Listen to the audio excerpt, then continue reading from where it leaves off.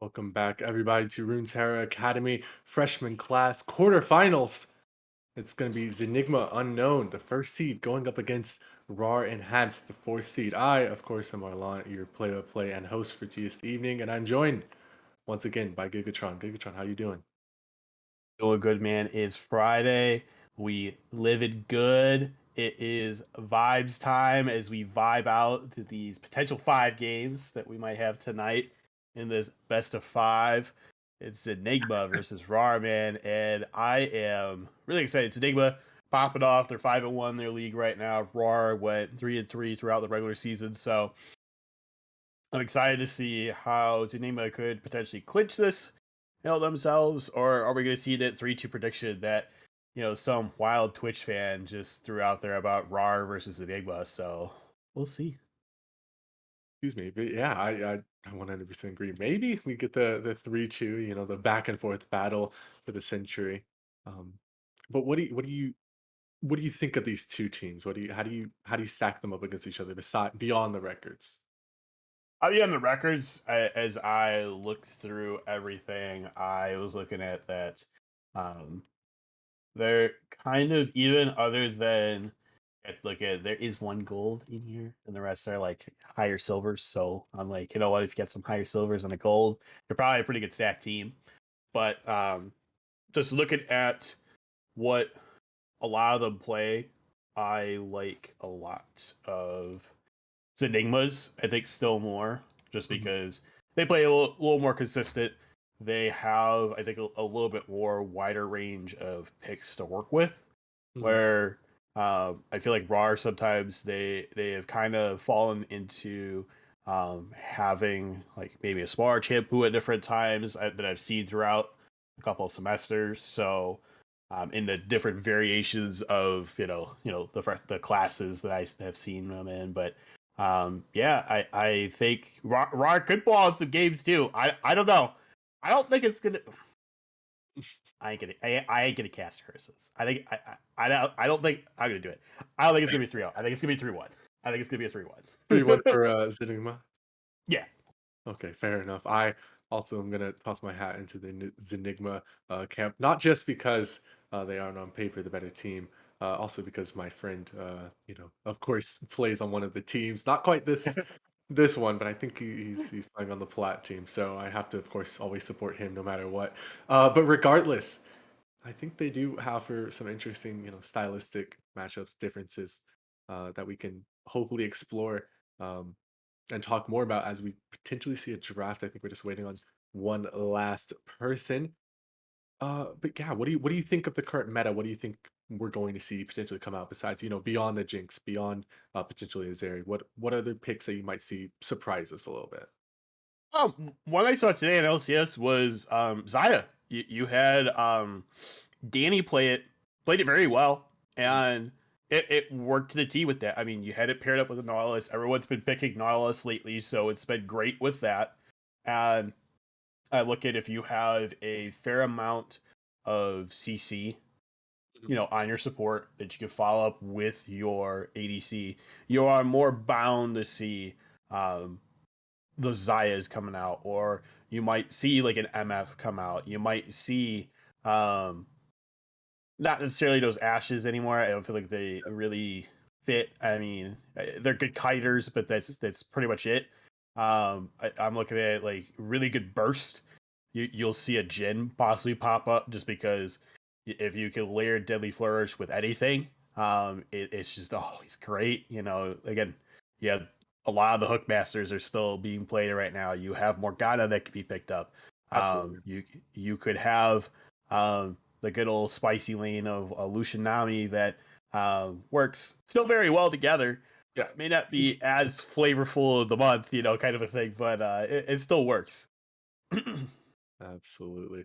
Um, yeah, I'm not quite sold on the Lucian Nom anymore. I think Yeah. like you said, it's a lot more situational, right? It's I've been looking at the Lucian just go down in the tier list, and he's been honestly such a bad pick for ever since that Lucian Nami got nerfed so aggressively hard like it did. Um, I mean, it ain't yeah, Kog'Maw. it Like, ain't Kog'Maw. It's not Kog'Maw Lulu. You are 100% about that. wow. Oh, dude, I want to see a Kog'Maw Lulu. But you're right. Xayah, we did see a lot of prevalence, in the LCS of the Xayah. Particularly with the Xayah, though, I think she actually is a really good answer into a champion we've also been seeing a lot more of, which is the Hecarim, right? She's really Yeah. good at playing that sort of disengaged comp. So if you bait them into picking that Hecarim and you bait them to picking in that sort of run at you composition, you just counter pick with Xayah, and all of a sudden they don't have really that sort of like ability to one shot an 80 carry. They have to choose a different target, often a tankier target, right? With so many mage items having HP stats behind them, with so many bruises getting picked in the top lane and the mid lane. And then what are you going to do? One shot a support? That's probably not going to get one shot because it's a Lulu or a Janna. So I think the Xayah will probably get picked here if we do see a Hecarim, and or we might get a Hecarim ban and then a Xayah pick, and then it's a lot less valuable, but it still works super well into those uh, engaged junglers that we've been seeing a little bit more of. I think potentially we could see an Udyr. We also did see some rise in his pick rate ever since.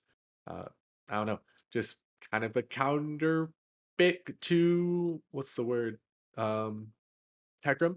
But I also still think Mundo is actually the better counter pick for both of those.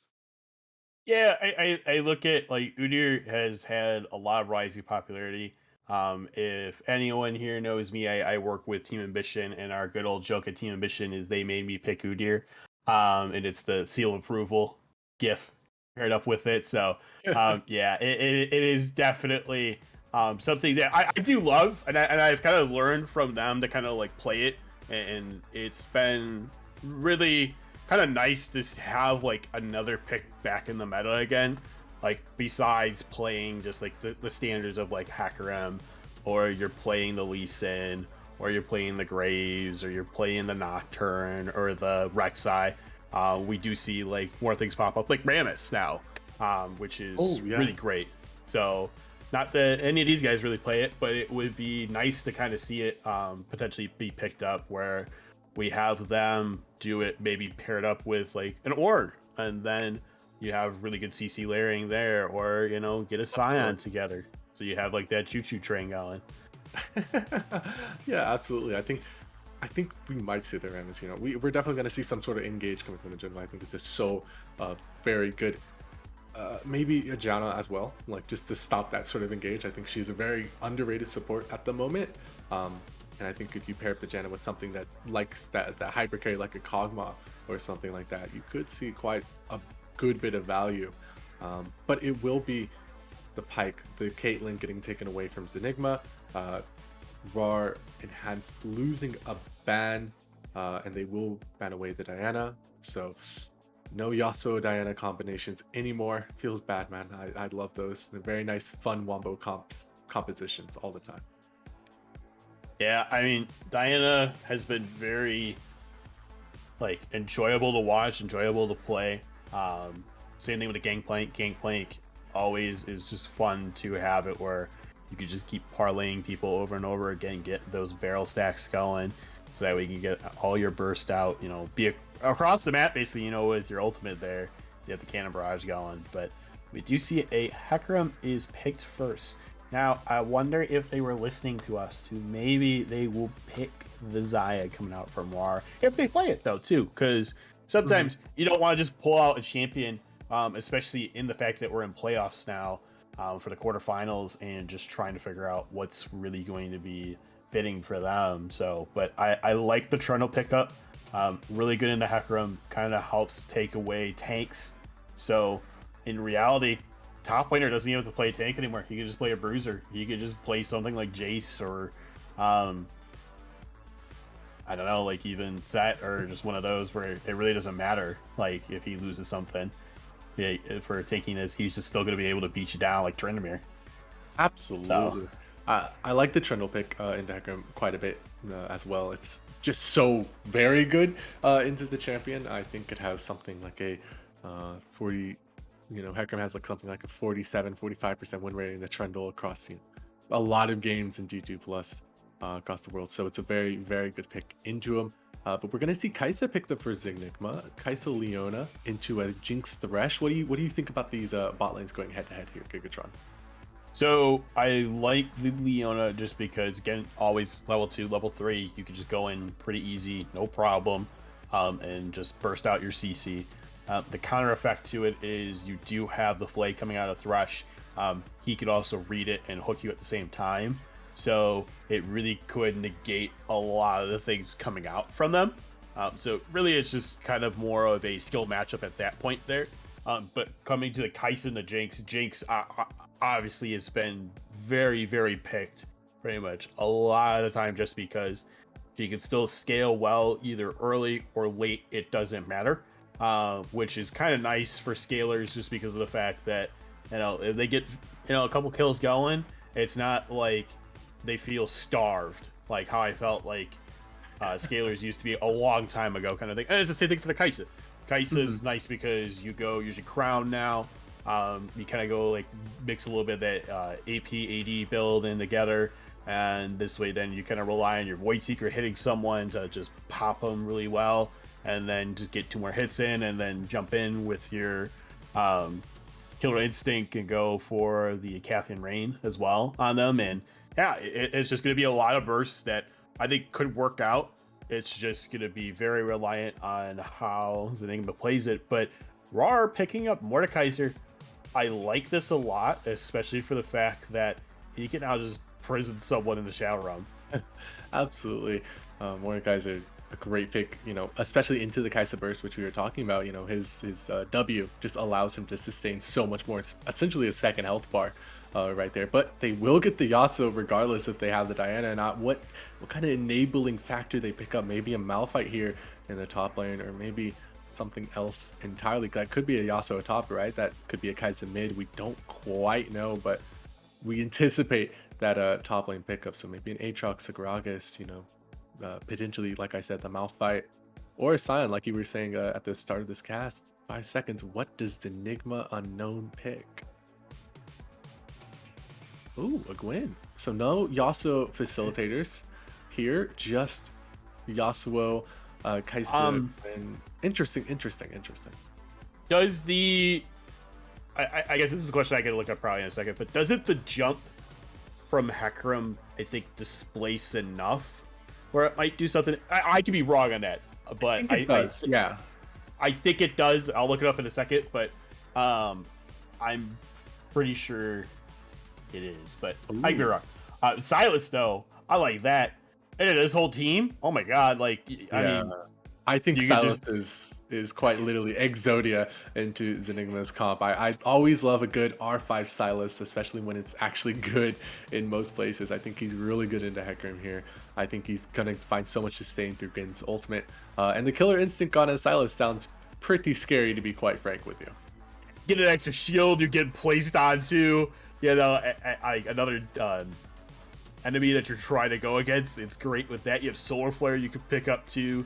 You have Needlework that can still provide a lot of poke and just work well with your kit too. Yasuo's Last Breath is gonna be a little weird on how he's gonna try to trigger that, but I think he can technically through Thresh, because Thresh's Flay or the Pillar from Trundle will allow him to do it. So that will actually be interesting if he does opt to ever take that. But I look at it, it's probably not your main one you're going to go after. You're probably going to go after the Solar Flare, the Onslaught, that Killer Instinct like you talked about. Worst case, the Needlework. Not that Needlework's bad. I just think it's not something like very useful to the point of like the Solar Flare. Like Solar Flare, so beneficial. Like you get a stun out of it, or you get a bunch of slows, and then it sets up your team a lot easier. Where like you could get that pillar going on to someone, and then now you're just able to rain down with rockets coming out from Jinx, and then you have Silas who's just going to keep throwing his chains back and forth and just keep raining down on people. So that's something that I'm actually really excited for. Rawr, I think you got my vote right now, because that R5 pick, I ain't gonna lie. Yeah, I think Rawr actually has a super good comp into Zenigma, right? They have, a few different ways to disengage a fight. They have Mordekaiser ultimate, they have Thresh Flay, Box, the entirety of Thresh's kit essentially.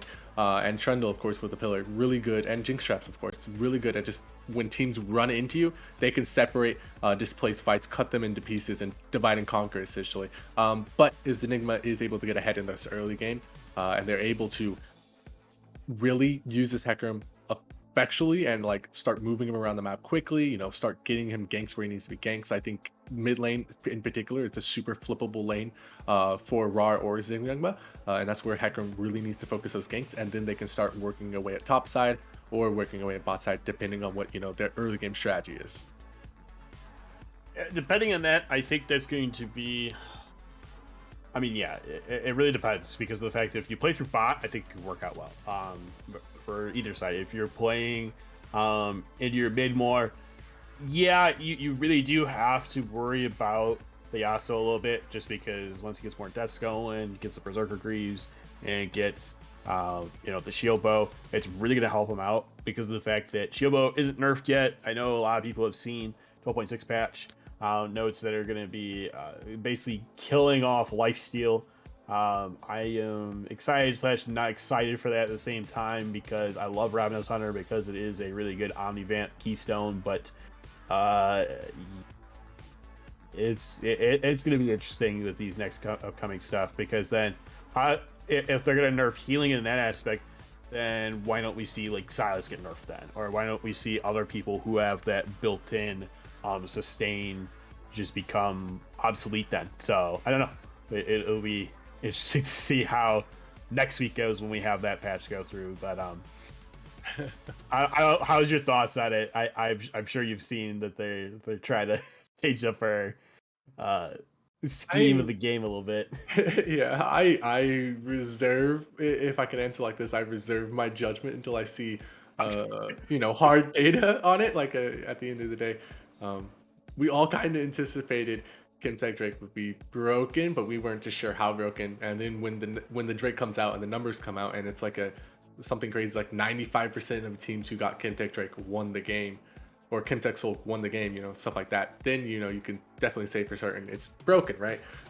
So I'm gonna wait until I can see some numbers. I'm gonna wait until I see the general trend of the game before I adjust my own strategy in terms of coaching or in terms of drafting or even building my items. But with that little last cop out for me, we will be heading to a very quick break. Don't go anywhere, folks. It is Runeterra Academy Freshman Friday.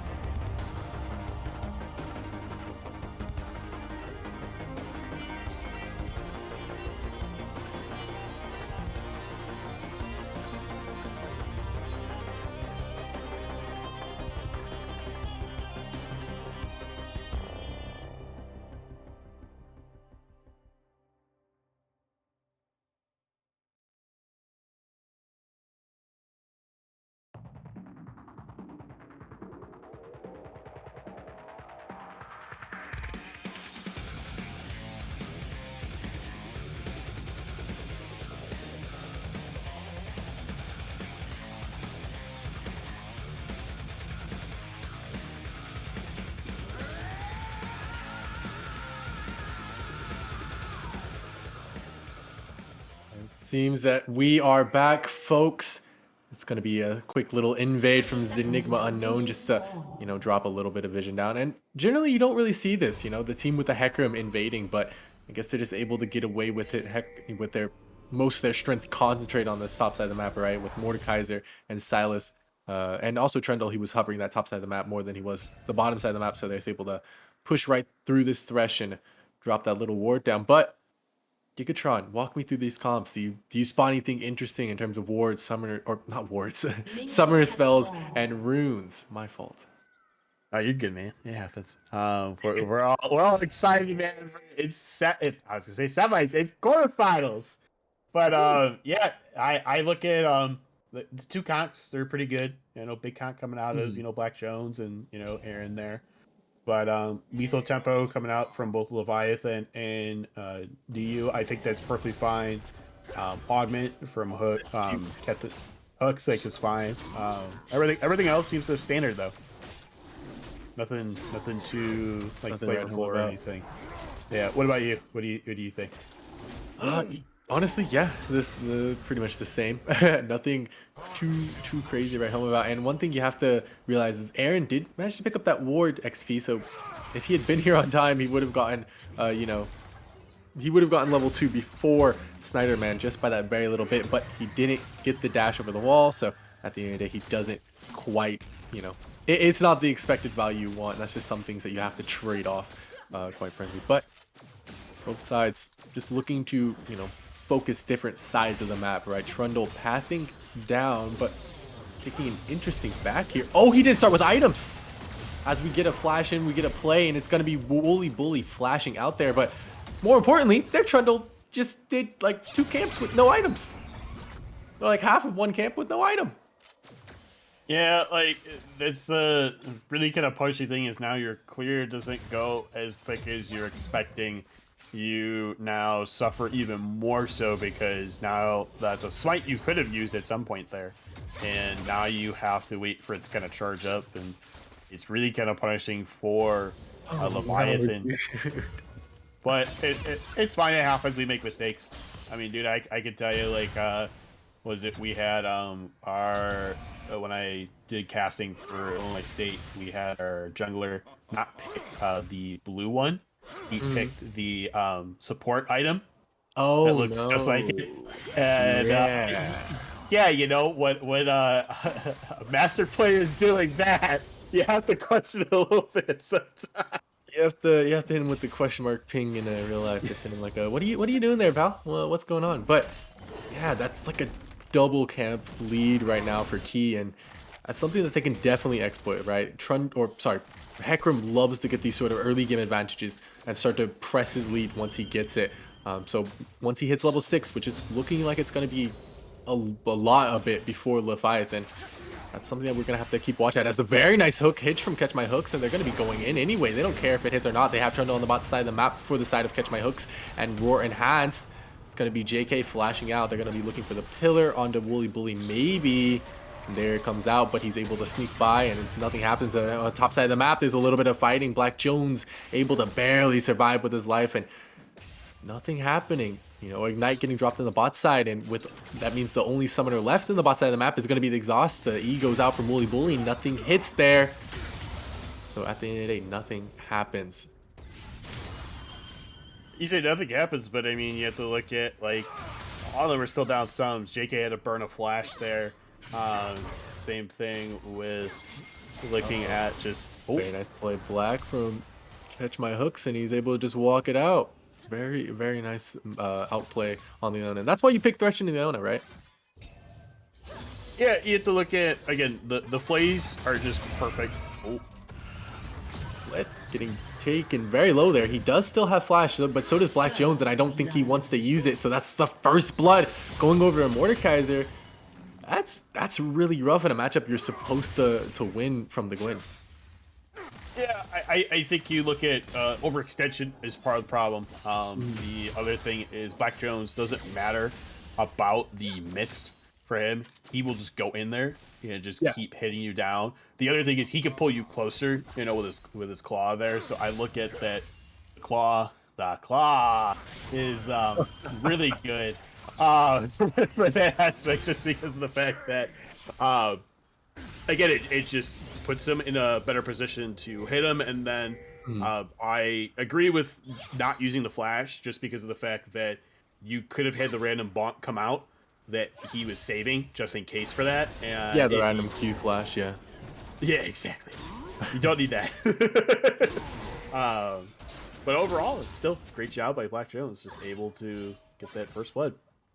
Yeah, get that first blood, get that first teleport used by Let's here, and so that means he will have the teleport advantage going later into the game, but you know, with the nerfs to teleport, it's not quite as impactful anymore, so it will be up by 11 minutes or so, which is more than enough time for Black Jones to use his. So, however, we do see a kind of a sneak play bot, even though they don't have full priority in the bot side or in the middle of the map, they're able to just kind of sneak this first Drake here, an Infernal. And that's a very, very nice job coming out from Zenigma. Yeah, they kind of realize, hey, we're able to capitalize on a lot of things here. Aaron's waiting in the wings. Oh my. Hits on the bot side, but yeah, Aaron in the wings focus more on the top side of this map. How does this dive go? It's going to be Black Jones pulling Let's into the Shadow Realm here. The Needlework comes out. The Death Realm's out already, and he's just looking to survive as long as possible, maybe to get away. He just finally uses the flash there, and the Needlework, enough healing to come out, but at Rome, very nicely timed. They saw it coming from a mile away, and they weren't able to fully capitalize it on the side from Zenigma. Yeah, and that's kind of unfortunate. Is like you're able to again still pull closer, but the problem is the base is just gonna block it. So you really have to position yourself very well of getting in there and being able to stay in it. If you don't, like if you're like on that, like I've seen like weird glitches with her where like you're literally in it, like your toe is barely in it and your Q doesn't hit. But then if you have your whole leg in there, it hits. It really is really weird with her. But um, yeah, that's why Gwen's just really good, can kind of sustain very well. And question mark? Interesting. It's a flash forced out from Black Jones there. Key Gaming already used the ultimate, and down on the bot side, there's a play on to JK. He's getting ignited up. He uses the killer instinct, and I think he just barely survives. The exhaust comes out too, and nothing happens on the top side of the map. Dayu taking up so much damage there. But back on the top side of the map, it's going to be Aaron looking for this play. He's going to flash in. He's looking for the chains. Just barely misses it, though. And that might be rough if Snyder continued for that play. But no, they're turning it on, and they're making it into something else. They're going for that Rift Tail. A very nice job, honestly, coming out from Zenigma. They didn't find the original play, so they quickly turn it into something else, and they're able to find value even out of a missed opportunity. Yeah, I think when you look at, you know that I know Wooly Bully's just okay. Flash in from Wooly Bully. I don't think he gets the kill here, but he does drop the Ignite anyway. He's trying to body block Black Jones, but with no one else in the area, Jones is just free to walk back under turret, look for a quick bonk, a quick claw. Nothing happens, but look at this. In the wings is waiting Key. No, he doesn't drop the Herald, so it just nothing else comes of that little play there. Yeah, nothing more, which is okay. I look at, though, again, the Rift Hero was a good idea, just because of the fact you know Trundle's on the bot side, but you got massive amount of things coming out. Uh-oh, they're going to get the pull back, they're going to get the pillar, and it's going to be chained up, and that's going to be Aaron securing his first kill this game. Look at the Jinx Rocket, just barely go wide there. You're probably looking for light, if I had to guess, but now they're going to be looking to siege up this turret more than likely. They have enough members in the area, but they're not sure where Key is. Most importantly, Key did get healed up by the Gromp, get healed up by the blue buff. The Needlework goes wide there. The pool doesn't come through. Light trying to survive as long as possible. Doesn't finally uses his own Needlework, and Black Jones getting killed by the turret there. And now it's just going to be Aaron looking to outplay this Needlework. Cuz finally run out for Light, but just a quick W from Aaron allows him to secure that kill, and it's going to be Key dropping this in the mid tier 1, and I think that's going to be instant delete. Delete if they're able to take down this play, and it looks like they are. Yeah, I mean, they definitely should be able to get this here. Unfortunately, not really much coming back either. Ooh. Yeah, it goes wide, and that means they cannot continue to play. The pillar just barely misplaced it. Already losing your turret tier 1 in the mid lane at 10 minutes into the game, trying to match their plays that they're doing all across the map. That's not a good look for Rawr and Hanson. This could, this could be very dangerous for them as Catch My Hook Blast comes over. Catches Key doing the blue buff, but he can't really contest it. He doesn't have anyone in the area to help, and it's going to be a dive onto Dayu. It looks like Wooly Bully barely misses him, and he gets the lantern out to safety. This has been honestly kind of all over the place in terms of plays. Not too many kills to write home about, but in terms of just what they're doing on the macro sense, these guys are all over the map. Yeah, and this is where we look at, on paper, we kind of looked at the team comp coming out from Rawr. It's pretty good, and it is. It could be performing very well too, but we're looking at that they are just kind of getting out macroed, out rotated, out pretty much everything at this point, because now you lost to Drake already, you lost the first Rift Herald took down that mid turret, and now you've already gotten 2 plates now on this bot side here, going for them to Zenigma. So yeah, it's just really good just placement by them. This means then they have that little bit of a 1.3k lead right now, and they can just kind of keep riding with that. They can keep going well for them. Hook goes a little off mark, unfortunately, but looks like Zenigma's just gonna back out here. Yeah, and one thing I want to highlight real quickly is you said it yourself. They have that 1.3k goal lead, even though they're you know down in terms of kills, and it's just off of good macro play, right? Just rotating around the map, getting the tempo in their lanes, and using it to their advantage, grabbing the first Drake. They do lose the second one because their bot lane did back a little bit early there. It's going to be Key looking for the steal, doesn't quite find it, does get the ghost, but it is going to be a knock up into the last breath from Yasuo, and that's going to be a kill onto the Leviathan. Do they continue this fight? I don't think you do. Aaron grabs the devastating charge, uses it on Kaisa on the top side of the fight. Key looking to go so very low. Dayu trying to find a kill there.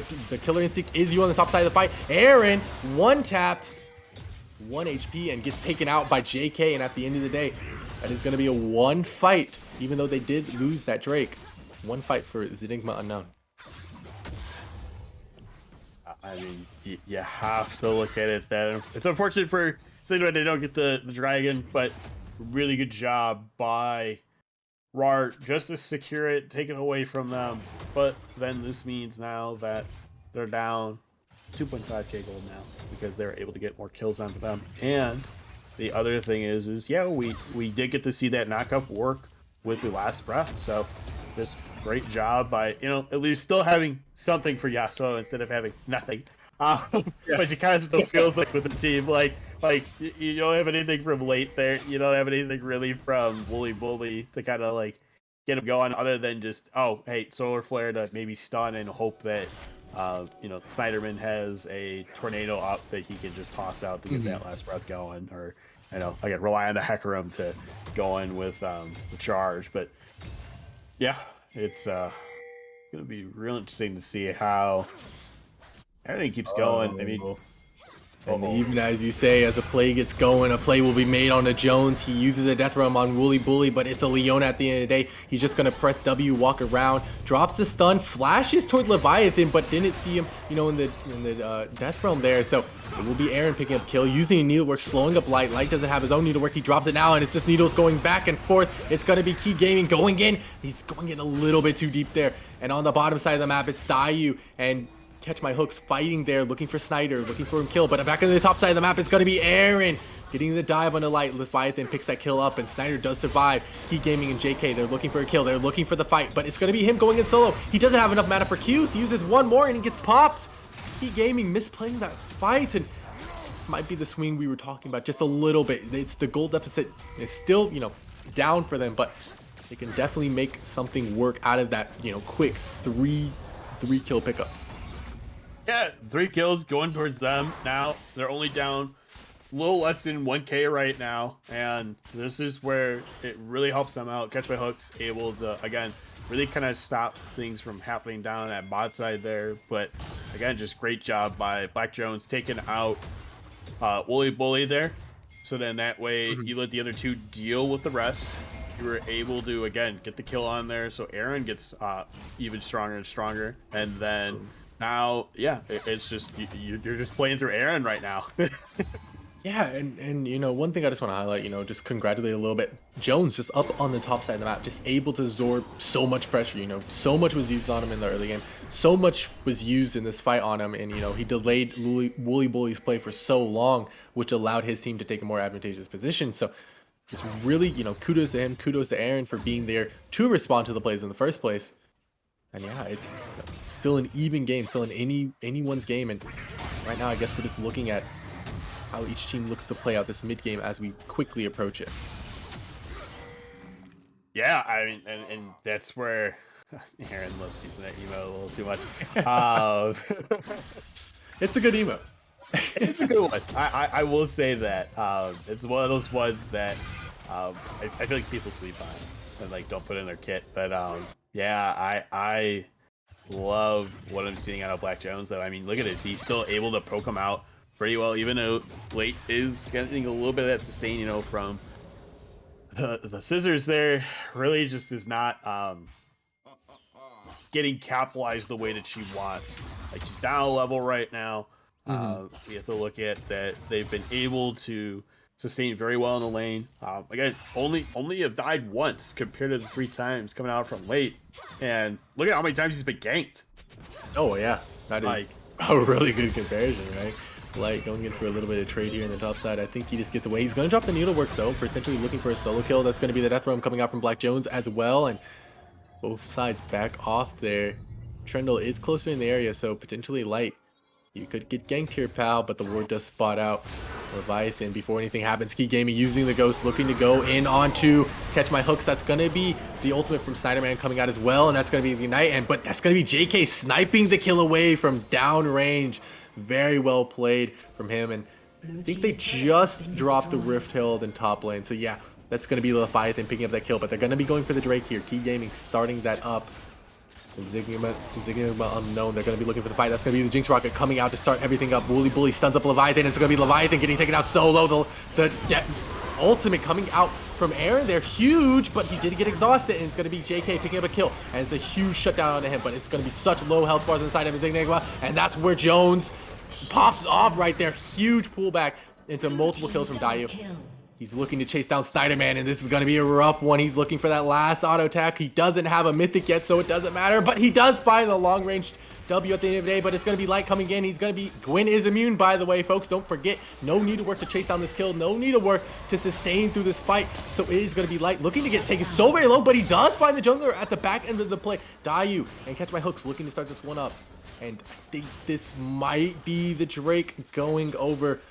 No, Key could be in the area. He is, you know, he is a Hecarim at the end of the day. He does have boots. He does have Turbo Chem Tank. They could look for the steal, and I think it is a very viable option.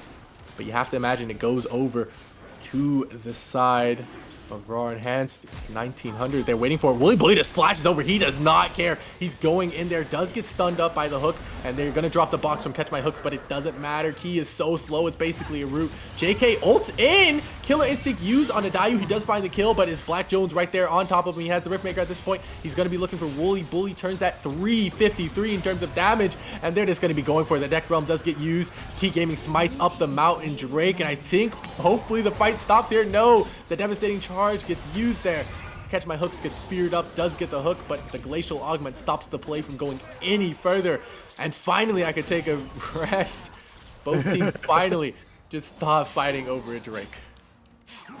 Yeah, I think something that Hooks could have done to maybe solidify a visual. I don't know. Oh, another fight here in the top side of the map. It's going to be a flash force out from Light. He does drop the needlework, and Aaron also has the new... Oh, he wins it! Oh my god, that's just... I mean, I would have given that to Aaron there, just because, again, Kingslayer is just one of those ones that sustains you very well.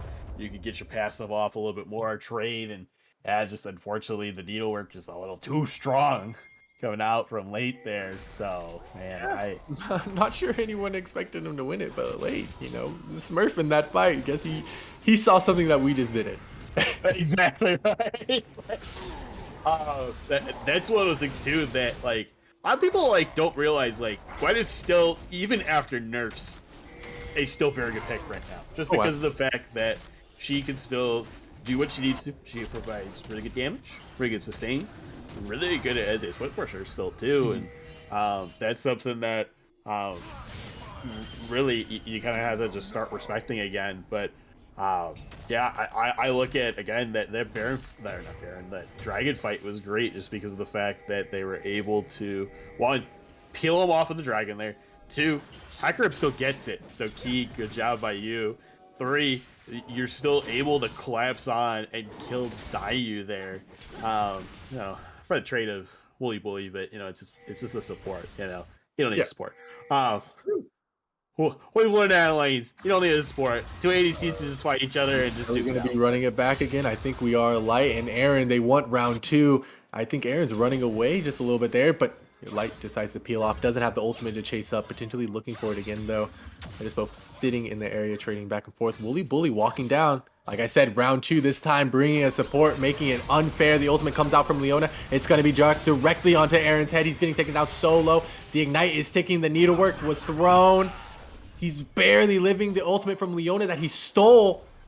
Oh, the lantern's so horribly misplaced, but it doesn't matter. Aaron has a dash over the wall, and he's able to barely escape from his life. So much was used onto him. But they're going to keep chasing anyway. They don't care.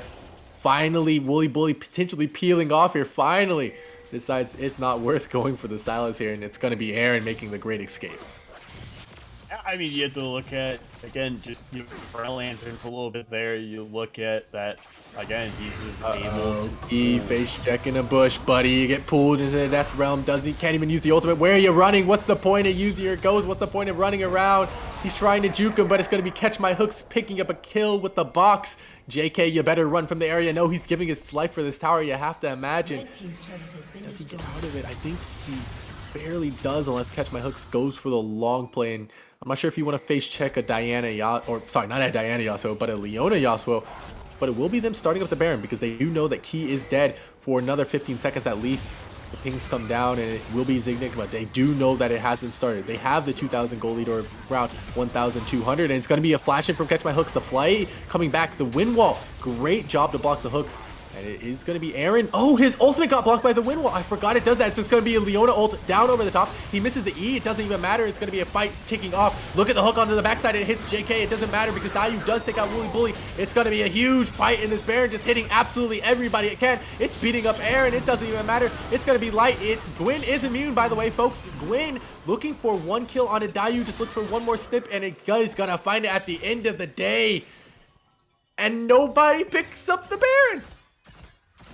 Yeah, I mean, you have to look at it, trading 3 for 3, still 2 people getting out. It's really good for both sides. I mean, you still see that, again, this gold lead is still staying here on Zenigma, and that's something that is still kind of concerning for Rawr here, just because of the fact that Rawr Enhance really needs to, I just hate making puns this bad, enhance their game a little bit here. As it's just still not going in the favor that they want. You take the Baron as a wishful idea there. Unfortunately, you have to look at that a lot of your kit just got negated by a Yasuo wall and a Woolly Bully. Woolly Bully getting aggressive, doing what he does best, getting up in their faces, clearing out ward here. It is going to be the next Drake spawned up, so both teams looking for a fight. Oh, Aaron, buddy, you're going to be face-checking this. I think he does go down here. He does have the Zhonya's, but does he survive through all of it? He does. He manages to get out with the stolen Hecarim ultimate. Key Gaming allowing him to live there, but it's going to be a flash from JK. He does not care. And with that pick, you have to imagine that they lose the fight, that they don't take it anymore. Woolly Bully dropping the ultimate, doesn't find it on the Leviathan. Mordekaiser is split pushing on the top side of the map. Someone has to go back and deal with that. I think that's what they're recalling Let for, but he is going to find Leviathan in the fight here. The rocket does go wide from the Jinx. They aren't able to find the snipe. This isn't 2 seasons ago, I think, where Jinx could take a Baron and Drake's at like 2,000 HP, but Leviathan hunting for someone, drops the pillar. That's a pillar that they don't have for disengage, and that they see their opportunity. It's going to be Key hitting a huge 3-man fear onto Leviathan, and in the back line, it's going to be JK and Wooly. They get right into the toy box, and they take down a double kill for JK, and that's the pings onto the mid lane. They're looking for that tier 1, potentially even an inhibitor here.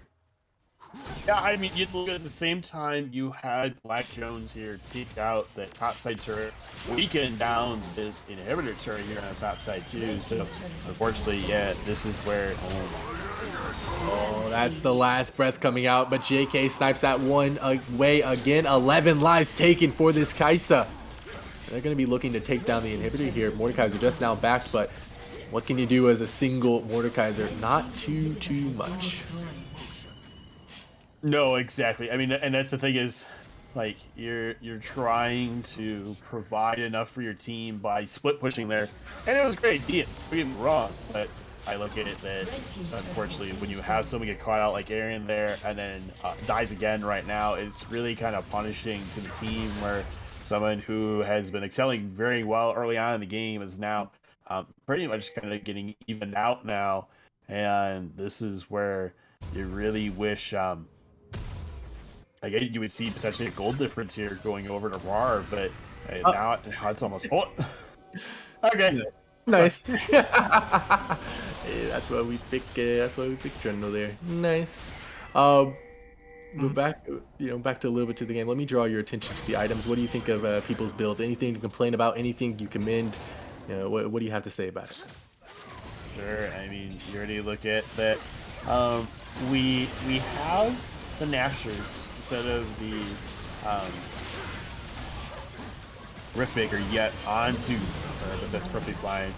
No problem taking the Baron here. But I'm all onslaught. That is maybe going directly on Aaron. Aaron, buddy, you weren't ready for the Goon Squad. So many ultimates used for him. I think that was 4 there. And Wooly Bully just dropped his own ultimate on himself because why not? Everybody needs a nice suntan every now and then. But, we were talking about builds a little bit ago, and they have more than enough gold to finance that 6,000 in the pockets of Zenigma. And just now, the objective bounty spawning. I don't think they do too much here. I have to go off your suntan joke. She's using the wrong skin. It's not the true skin. She's getting sunburned. I'm still here with this gear here, but Black Jones, man. Ooh, Black Jones looking for the solo bolo, doesn't quite find it. They're both sitting on a roughly parity in terms of items. He does have that extra little Seeker's Arm Guard. A nice hook lands on Key Gaming. They aren't able to take advantage of that. Both sides are just going to be looking to push this in, looking to deny the push. Aaron getting knocked up there a little bit, and despite his really good early game, just wasn't able to capitalize it and got caught out just far too many times. A hook, flash hook lands onto Key Gaming, and that's going to be the Leona ult onto multiple people. That's a 4-man stun from Key, and are they able to win the fight afterwards is the real question. Snyder gets sit into the death roll. He tried to 1v1, and on the outside, it's Jinx 1v5ing everyone. He's looking for JK, doesn't quite find it. It's going to be Snyder dropping the last breath onto Black Jones. He doesn't quite do it. That's a double kill for Dayu, but he goes invisible, and JK in his face! Unleashing the Acadian Rain and an auto attack, and they're able to win the fight off of that. That means that's going to be at least 2 inhibitors taken, potentially even an Nexus turret. They are knocking on those tier 4s here. And it's Black Jones. Which side do you go? Which one do you pick? Which one do you try to stop? Honestly, you just gotta run away. Oh yeah, and another thing we can note too. I know I was saying Crown is usually the option that a lot of Heist players go for, but we are seeing the Kraken Slayer come out, so we're seeing more of that on hit, especially with the Wits End. You have I guess the Lord Dom's coming out too, so she's just excelling really hard for their team right now, and I love this from the Kaisa. This is just really beneficial to this Enigma right now. They're just playing through what they need to, and hey, if they can keep this going, it's probably a shoe-in right now, at least for this game 1.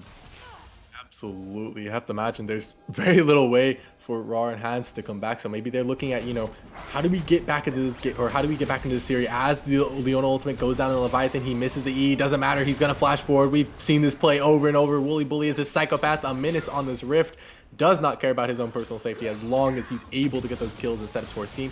The Jinx Rocket from downtown looking for the kill. Looking for the steal on the Drake. Doesn't find it. So this is going to be Mountain Soul claimed by the side of Zenigma Unknown. And honestly, I think they're just looking for the end.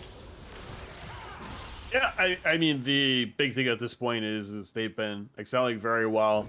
They're able to capitalize, rotate, and get what they need done here as a team.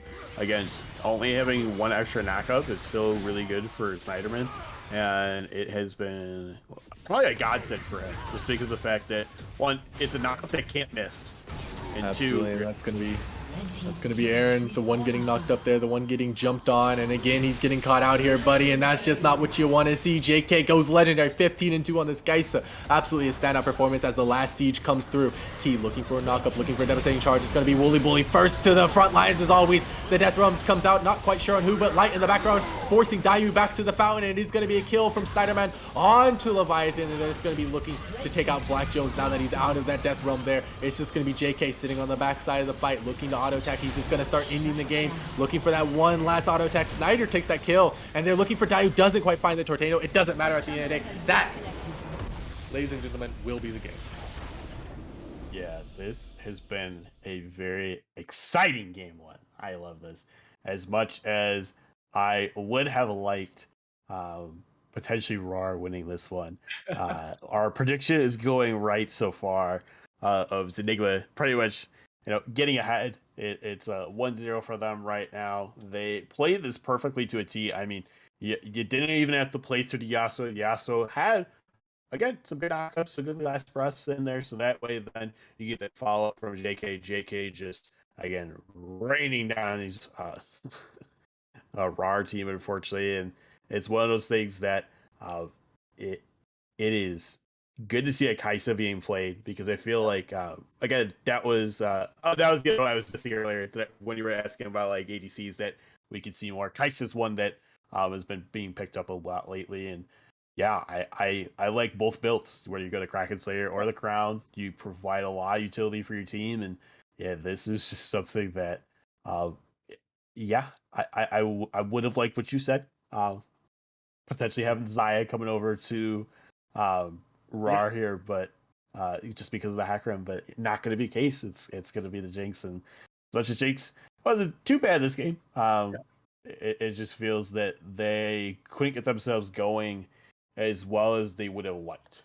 Yeah, I think Rawr performed admirably in the early game. I think they really did have some standout moments, like especially Aaron's roams. He was very on point with that. Black Jones just able to sustain in the top side and deal and absorb with the pressure that they were throwing at him. But realistically, it was always kind of Zenigma unknown really pulling the trigger on most of these plays. It was Wooly Bully around the map just doing things. Even if they were int sometimes, he was still out there on the alone and just doing things and really forcing the Thresh to play, skip to Mylu, try to catch up to me. And then JK was just able to be there wherever he needed to be with the killer instinct. So whenever Key went in for those plays, devastating charge into last breath into the killer instinct, and they were just able to pick off Aaron in particular so many times with that combo. And that's something you got to be wary of, going into the second game. What do we ban out? How do we adapt to blue side for us? What are our picks that we're looking to get on our table? But regardless of all that, we will be moving into a very, very quick break as we set up the next lobby here. Maybe Raw Enhanced takes all of that into account. Maybe they don't. Maybe they look to play their game and force Sigma Unknown do something different in draft. But we will have to see. Sigma Unknown goes up game one in a potential best of 5 here over on Runeterra Academy freshman class. Don't go anywhere, folks.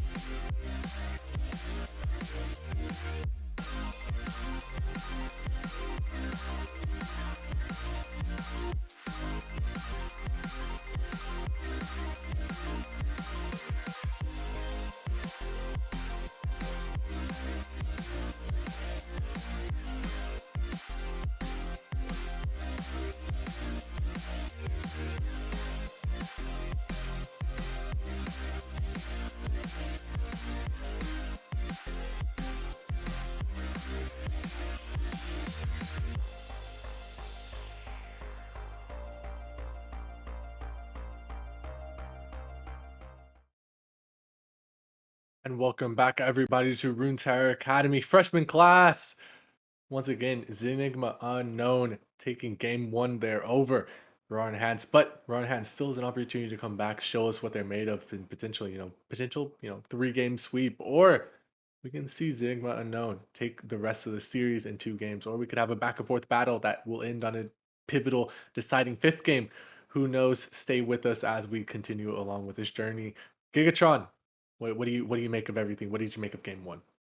Game one was a banger, definitely. I mean, it was one of those ones that, based on draft, we were thinking one side was potentially going to win a little bit better, and then you look at the other, and it just performed kind of to their style that they do, which is basically they are going to try and out rotate you, out macro you, out just do everything that they can early on, which kind of gets them that gold lead going, even though you might be someone that's getting more kills. They're getting more objectives out of it, which is kind of punishing.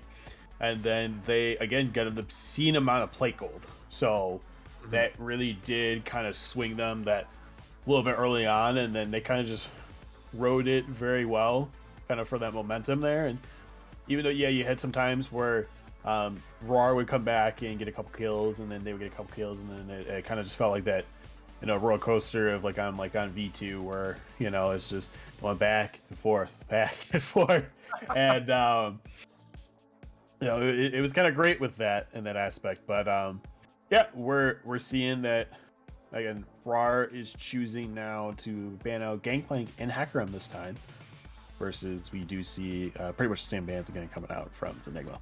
Yeah, Zenigma, they said that we don't want you to get your one tricks no matter what. So Rawr is choosing to get rid of that Hackerem that was so much of a threat last time, and this time they do pick with the Jinx first pick again. They say, you know what, we still believe in the pick no matter what. Zenigma, they're going to respond with the Kai'Sa. They also believe in the pick, so we might see a run back of the bot lanes, but okay, we're also going to see a run back of the Trundle. Zenigma, actually, they're the ones opting to take the Trundle away from Rawr this time, force him onto a different pick, show them a different style potentially. What do you grab here? What are you looking for in the jungle counter pick? Jungle, Amumu could work. Interesting. Yeah, that could work. Again, it's a tank, so you do have to worry about subjugate. Yeah, that is one kind of counter back to Amumu, but it's someone that can again stick on him very well. Works really well with a team to the point of using Curse to set money, as well as again having those two banish tosses does kind of help you get placed a little bit better on the people and making sure that they don't really get too far away. But I also look at the same time, you could have went with even like more of a damage person. You could have had like a Kane come through. You could have had the Lee Sin would have still worked very well with it. We're going back to Yasuo, okay? yeah. The Rawr opting to say, you can take one of our picks, we'll take one of your picks. And it's going to be Aaron on the Yasuo. Amumu, interesting pick into the Trundle. Like you said, the subjugate will come out, kind of negate all his resistances picked up, but you also have to realize that he has that sort of innate resistances in his passive, in his W passive, so he's still gonna have that base kind of health reduction. And I think if he picks up an early Frozen Heart, that can really boost itself up quite a bit. And even with the subjugate, I'm pretty sure, despite the subjugate, the passive on Frozen Heart, where it reduces damage by a certain amount, like base, in addition to the Amumu passive, I think that could do quite a bit of work against these auto attack based champions of Kai'Sa, of Trundle. But it will be Zenigma opting for the Leona this time. And what do you ban away if you're Rawr? Do you start banning towards the top side? And that is what they're going to do. They're going to start banning toward, actually, mid lane. Well, top side, mid lane. Akshan goes where you post it. Exactly. Yeah, he is literally the kind of window. He is like the ADC version of window. He's gonna go kind of wherever he needs to, and yeah, definitely think this is something that they need to take out, because a good Akshan, because here's the problem. So it's really kind of hurting them at the same time by taking the Akshan away, because if they pick it up, you could have just taken it in the Trundle. Like, you don't even have to show Yasuo. You could just take the Akshan. Anytime Trundle pillars, you go for a right on it and you just mow him down. Like, a lot of people I think don't realize, like, he is a really good pickup for that. Yeah, that's pretty fun. And But it will be but Annie. Whoa. then Annie. if you played in Annie, Annie could just stun you while you're going around in your little merry-go-round there, and yeah, it would Yeah, not be a fun time for him. So not a fun Annie time. interesting into the Yas. I don't know how I feel about that. Yeah, yeah, I'm kind of split on it. Annie can really beat out Yasuo at that level 6, and she can really bully him before he can get wind wall leveled, which could be an issue. But if he's able to play in between those timers, and he's able to like find an advantage there throughout, Yasuo will just kind of win it. And at the end of the day, Yasuo plus Malphite means Annie's gonna die on repeat if the Malphite is able to hit that ultimate. So Annie has to play this very carefully. She has to be aggressive, but at the same time, she has to be kind of, a little bit passive. She has to be very wary of those Amumu ganks trying to flip that lane. Like I said, she does have the laning advantage with her range, with her stuns, and with like 2 of her abilities rather going directly to the also wind walls. Oh man, but with a Rel on top of it, this Annie's gonna have such a hard time surviving. Especially Kaisa too, both close, relatively close range characters. But Zenigma Unknown, they say we don't care. We're just going to pick Viego into it. So which team do you kind of give the draft edge to after you break it down, Gigatron? Ooh, I mean, I like what Rawr's pulling out with a Malphite for Unstoppable Force for knockup. You have Rawr, who has actually 2 forms that can really help out, which is the pull from the magnetic, as well as the crash down from her leap. So I think that's going to be really beneficial for the Yasuo to use that last breath. By looking at that, you have still a very good team coming out from Zenigma. Zenigma has, again, someone that can really take out either any of the 3 tanks that are there right now, coming out from Rawr with the Subjugate. And it looks like we are going to have a Trundle top, I'm assuming, and that the Viego is going to be jungle. So Absolutely. Trundle into Malf might be a little rough for Trundle in the long run, just because of the fact that, again, he is going to be able to build a lot of armor, and it can work out well with that. The other thing that I look at, though, is they do have a really good amount of setup from Zenigma. You have 3 stuns coming out that they really need to worry about as Rawr, as well as 4 if we count Solar Flare. But I semantics. We're looking at easy stuns, not easy just stuff. Point quick one. not the potential to mess it up. Of course. You're looking at that, and I look at their confidence. It's just really good as well too.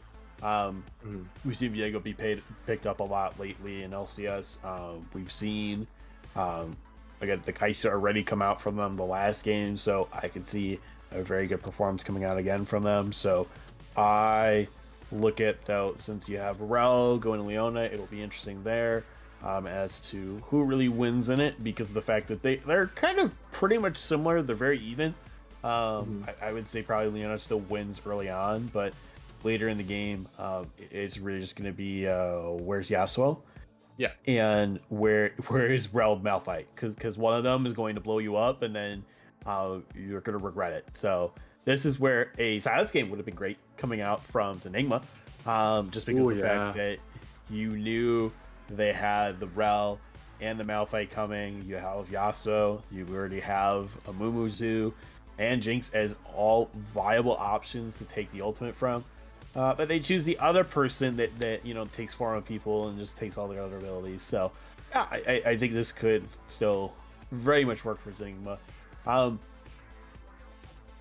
As much as I really want to go with Rawr, I like Zenigma's comp, but Rawr definitely has a very spicy one that I would love to see win. Yeah, I think I have to agree with you. Where I'm more caught up is, just the idea that one team has the engage comp, right? They just all press R, they all press it at the same time, they all go hard in the paint all at the same time, right? And that's what Rawr enhanced have, right? Zenigma, they have a comp where they just have everybody pull back, really disengage with Annie, right? And then you re-engage with Wooly Bully. and then you re-engage with Kai'Sa as well, and you re-engage with like Trundle Pillar and stuff like that. So there's they just have to play it a little bit differently than they played the last game. Wooly Bully can't be quite as crazy hard in the paint as he was last game, and neither can Trundle this time. The Trundle will be quite so aggressive, but at the end of the day, we will have to see what happens, folks. Don't go anywhere. We are going to take it to just this quick little break. Come back and see how game 2 shakes out for both teams. Zenigma Unknown versus Rawr and Hans, game 2. This is Runeterra Academy.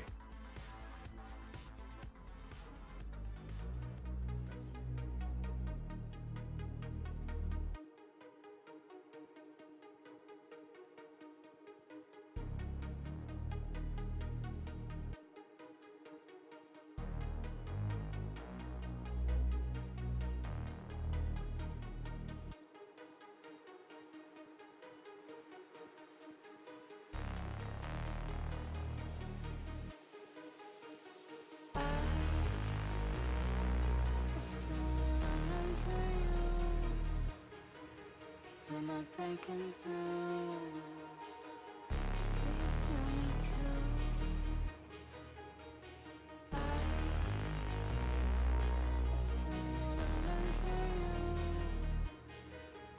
Am I breaking through?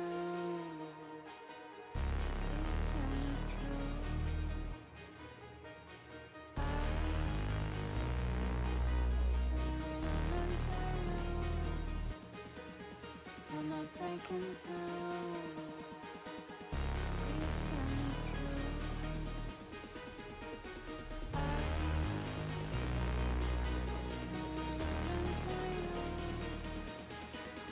Am I breaking through?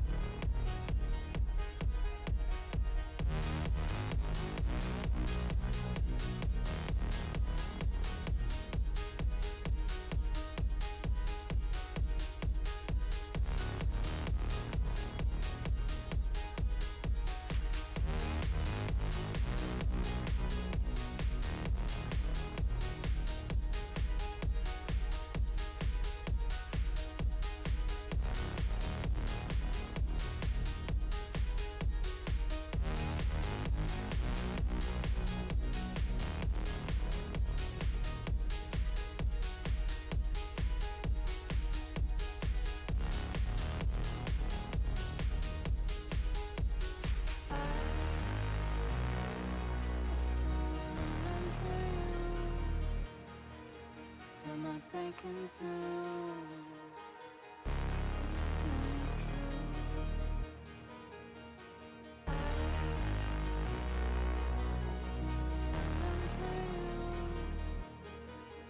Am I breaking through?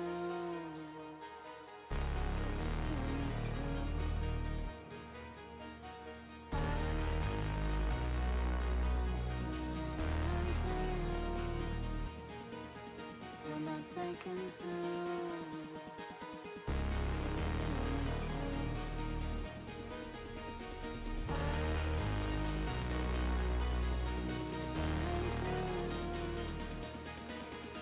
Am I breaking through?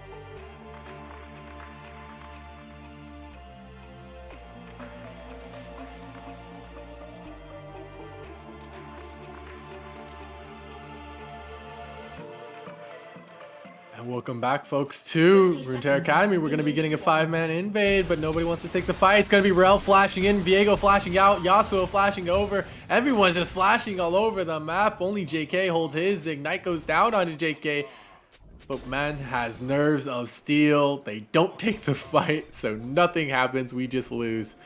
1, 2, 3, 4, 5, 6 summoners? Yep. Yeah, you get 3 flashes burning off of Zenigma there. You get the flash ignite coming out from Aaron there, as well as a flash from Catch My Hooks, which is going to be Catch My Crash Dance at this point. Or Catch These Hands, because that's what he's basically doing. So it's going to be really fun to see a lot of these fights. I saw that 5-man coming, I was like, oh no, this is going to be great. And I'm like, oh, it's going into 4, even better. But yeah, just a little short in trying to get something. But I think a great job by both teams to kind of realize, you know what, we can't do too much with this. Let's just try hope for our best, see if we can get someone. But we're gonna calm down. Gonna have red starts from both teams here, so we could see no fight. Or we could see fights immediately. Catch My Hooks getting ignited up by Wooly Bully there. They decide to disengage the fight. Nothing happening in the top side. Don't believe your eyes. That's just 2 noodles smacking away at each other.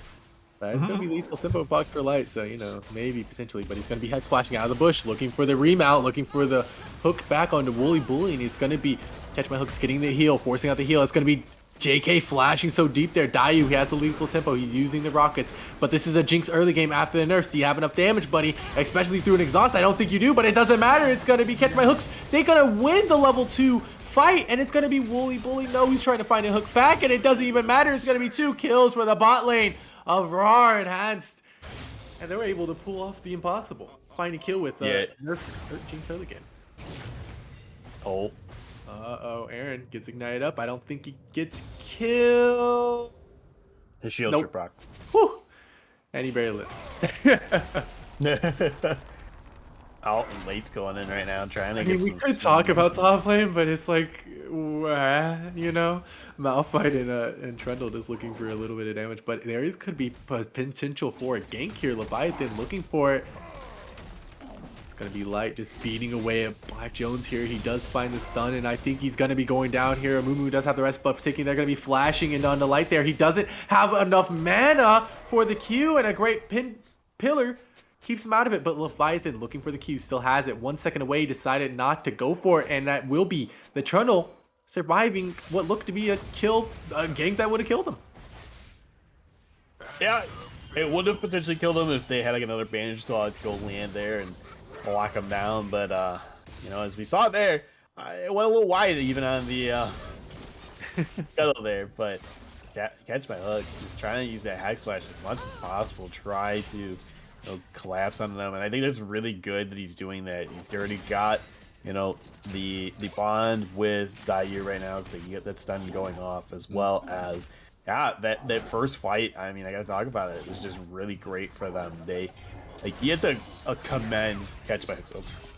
Yeah, will be Aaron surviving the gank, I think, even though Key came in from an off angle. Did manage to find the stun, but Snyder couldn't find his own stun, so at the end of the day, he also is able to walk out with his life. Wooly Bully looking for the roam as well, and they're playing this early game super aggressive, super heavy map focus, but this time it's not going in their favor. 600 gold down this time. Yeah, I mean, you have to look at, again, no Drake has been picked up, no other real big things objective wise has come to Zenigma yet, but you have to look at it's been played a lot differently. Bot lane very much ahead right now for Rawr, where again this is where we could see something come out crazy from them, and they could potentially take a game here just because of the fact that, hey, they're keeping this lead, and look at that damage. Yeah, look at that damage. That's a Jinx with 2 longswords over a Kaisa, who has a Cole and a dagger and 2 cookies. So not going to be doing the most damage in the world. It's going to be Key looking for the flash, I think, over the wall. Wooly Bully looking for the engage. He does manage to find it. He does manage to find the root into the stun, into the ignite, but it doesn't matter at the end of the day. Look how low Wooly Bully is, and they do have ignite. No, not quite on Catch My Hooks, but I don't think it matters. JK looking for the kill, and it gets blocked, the W, by Leviathan. And catching my hooks on the backside of the fight, he did manage to find the kill. Even though Leona flashed over the wall, he did get the ignite at the last second. He gets his own flash, and it's going to be key. He already flashed away. It doesn't matter. He doesn't have the blast cone. They take it away, and Catch My Hooks gets a double kill off that play. And honestly, this Rel is high-key smurfing. High key, definitely. I mean, you have to look at the fact that, one, we missed supporter combat because that was just amazing there, first off. Two, we were just able to see the fact that, again, they're just playing through this bot lane. This bot lane is just getting ahead more and more. And the fact that Leviathan was able to kind of help around this time means then that, one, they get this Hex trait here. Two, they're going to be able to, again, keep this bot lane rolling here. And I can't wait to see more from Rawr right now at this point, just because of the fact that, hey, they're taking this lead, they're riding it, and it's going very well for them right now. And, you know, honestly, based at the late state, or the game state at this early 6-minute marker, right now you're just going to have to say that Rawr is winning this early game. They're playing it to their advantage, and the lanes where they're supposed to be losing, they're not losing too terribly, right? They're only down that 10 CS in the mid lane where we expected them to lose. They're only down 3 CS in top lane where they're actually getting the priority, the shove on, and Jones is able to roam for the first time in this series. Last time he was kind of, you know, hardcore stuck in his lane, wasn't able to do much of anything, just kind of got sat up there and forced the lane against Light the entire time. Yeah, they're just able to really start running with this advantage, but I want to see them use it more. I want to see them look for this Rift Herald and start to break open the game more. I want to see them go for the second Drake while they still have the advantage on the bot side and just start to do things. Key Gaming, you know, he's kind of on a timer as well. He's looking for that first item power spike on Viego. He's looking for that ability to start taking over souls and start looking to get those resets in a fight. But potentially gank on the top side. No, it gets spot out by Ward. So yeah, I think Jones just gets away here. Yeah, I mean, he should be able to get away here. Yep. Again, he is that rock solid type of person where, you know what, it doesn't matter what you do to me. I am a beefcake, and I will do what I can to survive. And again, he's doing a great job right now. And he's not down that much CS either. I mean, again, he's a low econ champion that really is just, hey, you know what, if I could just get a bunch of XP, get to level 6, I really help out my team. But that's where he did see Aaron come up here, maybe to try to get something going on of them, but is just gonna back. And now here's the debate: who's gonna get this Rift Herald? As both are kind of waiting around here right now, but there you see that it started now. It's a dive on a Dayu. Even as they start the Rift Herald, it's going to be Wooly Bully taking up the turret already, and it's going to be Dayu trying to trade one back. He does manage to find it at the end of the day, and it is going to be JK taking half HP by that play, and I guess that dive was enough to dissuade them on the top side of the map from taking that Rift Herald. So JK, while he does pick up a kill, does pick up a shutdown, he trades his support live for, you know, turret plates and a little bit more CS over his opponent, finally able to equalize that score line. Yeah, and hey, you know what? The more you can get to Kaisa, the better, just because then that cold gets used that a little bit more, gets finished that a little bit more too. And Late is just trying to do something here, but unfortunately, Black Jones just really doesn't have a lot of mana. And this is where Ignite forcing out the flash from Yasuo. He just raw ulted him there. I don't think any of us were expecting that. He just kind of tossed out the ultimate, saw if it would do anything, and it did enough. And it's going to be Aaron forced to use the flash in the lane, but the pings are off on the side, potentially looking for a play. Wooly Bully going for Leviathan here. I think Amumu just walks this one out. I don't think he has to worry about it. The root still comes down. Wooly Bully really wants to make this play go through, but buddy, your team's just not in the area for it. No, he's not, and I should say no, they're not. And you have to look at the fact that, you know what, even if you had Aaron come up, he's pretty weak right now. But They find the knockup at the very end of the ultimate, and it doesn't matter. Or sorry, the crash down there. Very nice, forcing out the flash from Snyder, man. He did get ignited, and it's Black Jones off on the side, looking for the knockup, potentially looking for it. He does find the root. He does find the flash. He does find the ultimate, and it hits directly onto Snyder, the last target they wanted. And it's going to be Key, the one getting jumped on now, forcing out the ultimate from him, getting the Heartbreaker out for free. But I think Aaron goes down here. He does went a little bit too deep there, Yasuo. So it will be them starting to take some plates here. But with 3 or 4 people around, they're not going to be getting that much gold, and they're not going to be doing that much damage. I don't know if you're watching me, but I was like just so excited from all of it that I'm also just sinking in my chair right now at the same time, because I'm just like, What the heck just happened? Absolutely. On the edge of my chair here, man. You have a non-existent scoreline right now because the 404 is happening right now onto Rawr, and Rawr is just phenomenal right now, just helping him out so much. But bully. Bully looking for a play, looking to force things. He's always forcing things. Forces out a flash from Catch Your Hands, or Catch My Hands rather, and that will be them resetting this Herald for like the third time I think already. It's going to be Light looking to clear out this control ward, and without ultimates on the side of Aaron and squad, only Aaron and only the crash down into Magic Storm from Catch My Hooks. They don't have quite as much ability to make plays, but they're still going to be looking for it. They're still going to be looking for the crash out here. They do find the 2-man ultimate, the 3-man ultimate, but is it enough? Because that is going to be the Rel getting taken out immediately. I think it is enough because that is the Annie getting traded back, but no. Leviathan gets traded back by the Annie again, so a double kill over to the Annie, and they're just going to be looking for Aaron here. She's going to be trying to dip, dodge, and duck and dash, and it's going to be JK looking to solo out Dayu. He does find on the bottom side of the map, and Black Jones now the one getting jumped on. Key Gaming forcing himself to flash, forcing the play to go even further, looking for the Heartbreaker, doesn't quite find it, but it doesn't matter at the end of the day. So that will be a 1 play over the side of the Zenigma, and you know, after such a stellar early game coming out from the side of Dayu and squad, this is looking like a disaster. Yeah, it was definitely an interesting one there. I had to look at that. Yeah, a lot of these could have gone either side's way a little bit better. I think you have to look at that. Again, you do still have to respect the fact that Late can, again, subjugate anyone, and now you kind of are rendered useless because they could just mow through you that little bit easier.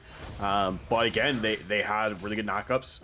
Again, from the crash down from Catch My Hooks, you had the Unstoppable Force knockup that worked out really well too. Excuse me. And Warrior Bully forcing this play, buddy. You don't got any other friends in the area, pal, but I guess he does make Leviathan and Catch My Hooks kind of just walk away there. They felt a little bit too threatened. Key Gaming, he does have the Rift Tail. They can make a play for this Drake, but that's going to be Dayu getting the heal force out of him for absolutely free. It was just a Q, a couple autos, and JK getting a Summoner Spell, but just by his presence alone, they could be looking for a dive here in the mid lane, and the pings come out from Aaron. He wants assistance here. Leviathan rotating over. You have to imagine Light looking for something here on the top side. Doesn't have the ultimate. It's just kind of a top slugfest, and I think you went a little bit too deep there, Trundle. It's going to be Black Jones picking up a kill, but in the mid lane, so many ultimates were already used. The Heartbreaker going down as well, and it's going to be Key Gaming picking up the resets. Back and forth, and I think that play overall across the map state goes over to the side of Rawr and Hans there. You know, they managed to trade a 1-for-1 in the mid lane, but bot lane, it has completely flipped. Even he has 2 pickaxes plus a Noon Quiver. He's just doing too much damage here on the Kaisa.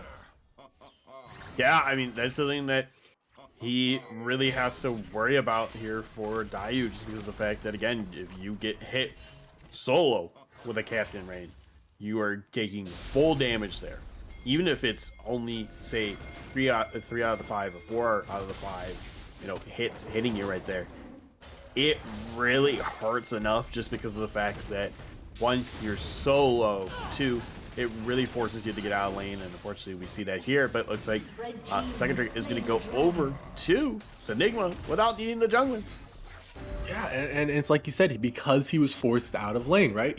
They got the priority solely off of what JK was able to find with, you know, the solo kill into the damage and just forcing the Jinx to recall there. And again, we're going to see a little bit of a repeat. Light trying to get frisky with the mouth fight. I don't know if you win this one this time, pal. He does have the ultimate. He could look for the solo kill, especially since Jones doesn't have his own ultimate. Not quite sure if that's the play. He does pop the ultimate. The subject does come out, but he's getting carried away. He does auto that tower a few times, so it will be the shutdown getting down onto the Trundle. But at the end of the day, 1-for-1.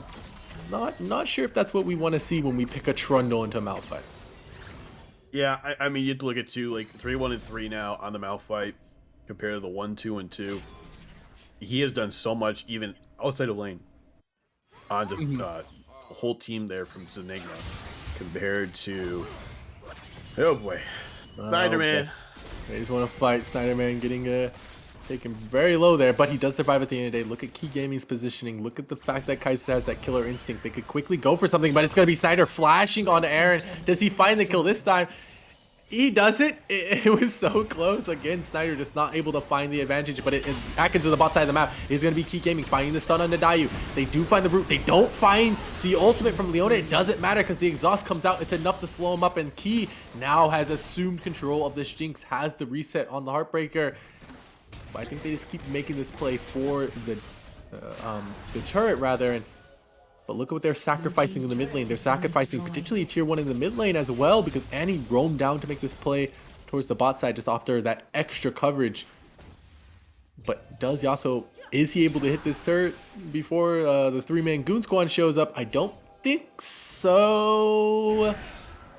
He's looking for it. It's getting low. He does find it, but now Aaron's on the run. He has to survive as long as he can, just looking for it. It's going to be Key flashing in after him. And it's just going to be this Yasuo running for his life. Wooly Bully flashing as well. He finds the root. They find the stun. They find the damage. They find the ignite. And that's going to be Snyder finding the kill. Yasuo. Oh, yeah. Yasuo getting a few flashes out of there. But at the end of the day, I don't think it's worth it. Yeah, I look at, unfortunately, as much as it is nice to see a couple of them burn stuff for it. It just ain't going in their favor. Late trying it again. I mean, dude, you're down. I don't know. Like he's got armor. He's got steel caps. He's got the frozen fist right now. He will be able to deal with you, my guy. So I would definitely respect it a little bit more. And as much as you're trying to trade, excuse me. The wet noodle is kind of going a little more one-sided now than the other. So. Absolutely. Oh, Wooly Bully. A misclick on the ultimate, buddy. Dropping that randomly into a wall. We didn't see that. We didn't see that. Yeah, it was this pressure. It was pressuring Jones off this turret. And it allows them to pick up the turret, so it's working out. But we could see a skirmish up here in the top side. I think you have to give it over to Key for winning that, but they don't want to. Too many members of the opposing force in the area. 7 seconds on the second Rift Trail. That could be their next objective, or they could just be setting up for instant Baron at 2 minutes, but they could be training the Mountain Drake. Speaking of Mountain Drake, we have another Mountain Soul coming in. Do we actually get to see it collected this time? That's another question entirely. Not quite certain on that, but yeah, the map state, I think it's kind of going in the favor of Zenigma, and especially with this potential solo kill, they're going to be dropping the teleport down and to catch my hooks as well, and he's getting taken so very low. Light's just going to walk up, get the auto. It doesn't matter. Key is trying to find the Heartbreaker. Doesn't quite find it. It's going to be Pillar slowing him up. And even with the heal, not heal, the other heal. You know what I meant. Even with the green summoner spell, it wasn't enough to keep the Rel alive. No, and that's where you're going to see that they're able to then take this Rift pretty free. Oh, no. Oh, no. It's going to be Aaron looking for JK. Oh, he missed the Killer Instinct over the wall. And that's 1,000 gold over the Yasuo. Ah, that looks pretty rough. I don't know if I want 1,000 gold to give it over to Yasuo. So now what do you have to do if you're Key Gaming and squad? Well, you have to sort of make this play for the mid lane. You have to drop the Rift Hold immediately, try to force them into this fight, but they're going to get pincered. It's going to be the Malphite ultimate into the Agnestorm, into the Mumu. They're just looking for to clean this up. Key Gaming, the only one left alive, and that's going to be the Rift Hill cleaned up as well. And you have to imagine they just gave up the Baron, or sorry, not the Baron, the Mountain Drake here. But they do manage to take a turret topside in return, so a little bit of compensation here. Yeah, you have to look at that. Again, they're able to kind of collectively make sure, okay, we're going to trade something back as much as possible. Like, sure. Yes, they took a lot of damage on both their top side as well as their mid turret here for the inner. But you also have to look at that, okay, yeah, well, top side inner doesn't exist. But the fact that you traded a dragon for that, I still think is good because it's denying still the dragon towards Zenigma. And now, here's the other thing. Gold is even basically right now. Absolutely. Wooly Bully, you know, starting to help Snyder in the mid lane, looking for a little bit of clearing. It's going to be Leviathan looking to grab this control ward. Nothing too much to write home about, so let's talk a little bit about builds while we have this kind of downtime here. What do you think about them? I think it's great. We're looking at so many different things. 2 items coming out. And, Oh, but Wooly Bully making the play, and that's going to be Black Jones and Aaron. They're making the play back onto JK. He's able to flash out this time. He's able to survive. The Jinx Rocket just barely misses. The Tornado doesn't hit, and that's going to get him stunned up. Black Jones getting ignited. I think he has to run how, but he doesn't have the flash. He doesn't have the ultimate to get away, and it will be a double kill for Snyder, finally finding the advantages that he so desperately wanted in lane. And they're able to grab this 2,000 gold lead, and now they can start potentially looking to affect the game in their favor. They may be down 4 kills, but they're definitely up in the tempo department. definitely up in tempo, I will say that. They are doing so well here for Zenigma. I think the big issue is as much as you do have that facilitator of the knockup with the Ensemble Force with Black Jones, the problem is we don't have enough damage yet onto Aaron. Aaron only has Shieldbow and Berserkers. If he can get that Phantom Dancer, just to get that a little bit more extra crit, then he puts himself in a little better position, but late gets caught out a little bit here, but gonna walk away. A little bit, but catch my hooks, realizing that he just doesn't have his team close by, so it's kind of a risky play at the end of the day, but he does finally decide to go in this time onto Wooly Bully, who just takes up the damage, drops the ward, and walks away, and now they're going to start up this Baron here. They're just going to look to ward off the enemy, and it's going to be Wooly Bully doing this job alone, zoning the enemy here, and he's doing a fantastic job. Half health on this Baron already, 2,000 going down very quickly, 1,500, and it's going to be taken away. Red team collects it, that's going to be JK hitting the last kill, and even though they got the Wombo coming in the back line, I don't think it's enough to win the fight. Where's Aaron? He's not around, it doesn't matter though. Jinx is free firing, but Key looking for the kill. He does it. Oh, he does barely manage to find it, but it doesn't matter. Aaron, at the end of the day, able to clean it up. Light trying to find Leviathan. It's an absolute bloodbath. But Aaron is there to clean up, collect a double kill. And that's what you want to see from a Yasuo. Farm a side lane, then come in and snipe the last 2 kills away. Oh no, I want that! I'm really thinking about that just because, hey, you had a very good knock-up from both of them coming out from Catch My Hooks and Black Jones. You had 3 people knocked up there. Could have potentially have had the Last Breath help out with it, but you still look at the goal was there in the end. They did get the Baron, you know, going over to Zenigma, but Rawr denied it immediately. They're like, hey, we're going to fight you. You're going to have to realize, like, you know what? You want to fight us? We're going to get an ace. And that's what they did. And they played it perfectly to the T with that. They were able to just, again, hit down on so much there. Even Key, as much as he could have possibly transformed into Jinx there and probably killed Aaron, was not able to. And that's where I just love the fact that, again, Rawr is playing this very well. It's a whole different team compared to game 1 almost. Absolutely. Wooly Bully just dropping the ultimate just to harass a little bit. But, you know, speaking of different teams, speaking of different styles, one team you see on the red side, Zenigma, they're just playing the map better. I say so. They're just playing the map a lot better in terms of moving people around, finding these picks, finding plays exactly like this. Leviathan getting caught out a little bit here, and it's going to be Annie on the top side bursting out, catch my hooks right now. But he does manage to walk away with just the ignite. The teleport's getting dropped from Jones. And they're going to be looking to fight this Drake immediately. And this is what I was talking about, the dichotomy between the 2 teams, because this team, they fight these objectives better, but it is going to be the Subjugate getting dropped down on the Leviathan. He's getting taken down so low. It's a flash in from Light. He just barely finds the kill, barely finds the shutdown, but trades it immediately back over to Dayu. And now they're missing some key ultimates, some key players, and it's going to be JK face-checking Jones, or Jones face-checking JK. I'm not quite sure on that one. Nothing else happens. Tibber zoning a little bit. Look at Catch My Hands. It's going to go flashing directly into the back line.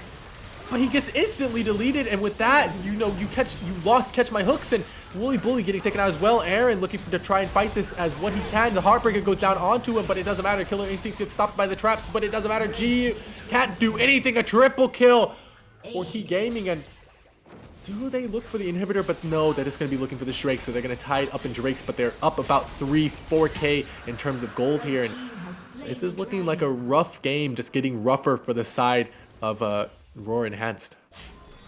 Rawr Enhanced, I mean, you have to look at now the gold swing has gone a little bit more back towards Zenigma. Zenigma pretty much taking the lead right now, and they're using this momentum very well. You have to look at now tied on Drake's.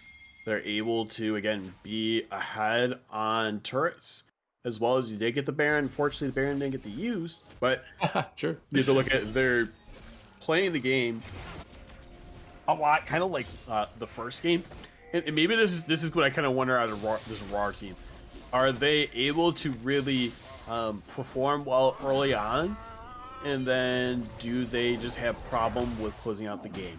Because we look at that again, Aaron focusing on waves over potentially being in fights. You have positioning being questioned a little bit coming out from them too, and that's where I really had to struggle and try to understand, like, okay, what is your move here as to why you're potentially going in. And this is something that I had to look at. Zenigma is definitely playing very well. They're going in, they're taking every moment that they can to kill someone properly.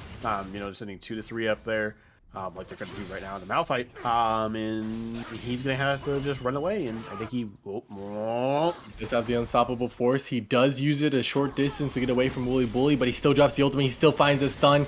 He's gonna find the secondaries. No, he doesn't find the root. Wooly Bully, you were right there. You were right in front of him. They do manage to force out the unstoppable force from Jones, but I think I would rather, you know, that instead of my life, instead of handing over 300 gold. So Wooly Bully flubbing the play just a little bit, but it's not stopping him from making these plays. He's playing this game so aggressively, just like we saw game 1, and I think they're going to be looking for another play to catch my hooks here. If they could find that E and if they could get that anti-stun stacked up as quickly as they wanted. Wooly Bully playing this, like I said, just so aggressively up in their face constantly, and you kind of have to respect the Leona for it. But with 52 seconds on this Baron, both sides are looking to contest this top side of the map just that little bit more. Yasuo, Malphite in the area they're looking for it. Wooly Bully sitting in this bush for a solid 20 seconds, waiting for his team to join him. They have to know that they're right there. It's going to be catch my hooks, face checking it. Doesn't matter. They're going to be looking for the knockup. They're going to find it onto the single target, onto Key, and that's going to be instantly exploded. But look at the anti damage. Look at the multi-man anti stun. Wooly Bully getting taken out by Dayu. But they just win the fight. Aaron gets ignited up, and they just win the fight, folks. That's going to be Rawr and Hans looking to grab up a Baron absolutely for free. You know, I think it was mostly because of JK just not being there, Light just not being there to take down the tanks. And of course, they're just able to play these team fights better with their team fight comp. Yeah, I mean, this is something that you have to look at is going well and not well for Zenigma. Zenigma trying to take fights that should go in their favor, but unfortunately they've been just being sold out here. Oh, Aaron! Light looking to kill Aaron there.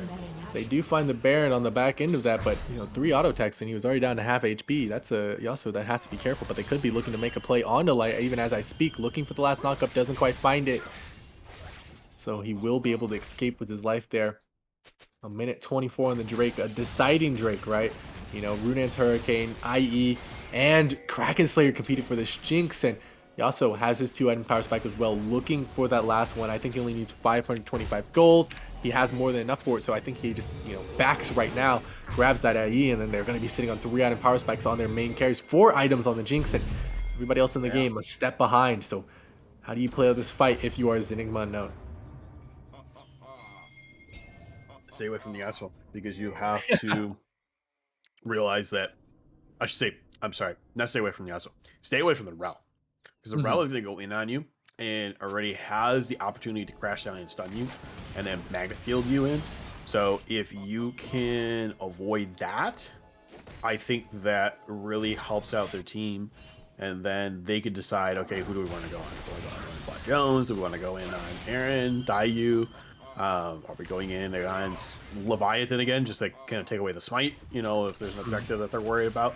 But again, nothing's really up yet. That's going to be the ultimate onto the bot lane of JK and Wooly Bully. It's going to be Black Jones just distracting Snyderman, and it's going to be the ultimate coming out, and they're going to be able to kill him. They use the last breath, and I think that's going to be the end of the game, folks. A potential base race from Light, but I don't think the Trundle wins against this many people, especially an excited Jinx, so he's got to be starting in the back. He's going to be chanting it. He's going to be going with Key, but 2 auto attackers versus a Moo and a Malphite. It's impossible to get through that wall, so it will be the GGs coming out.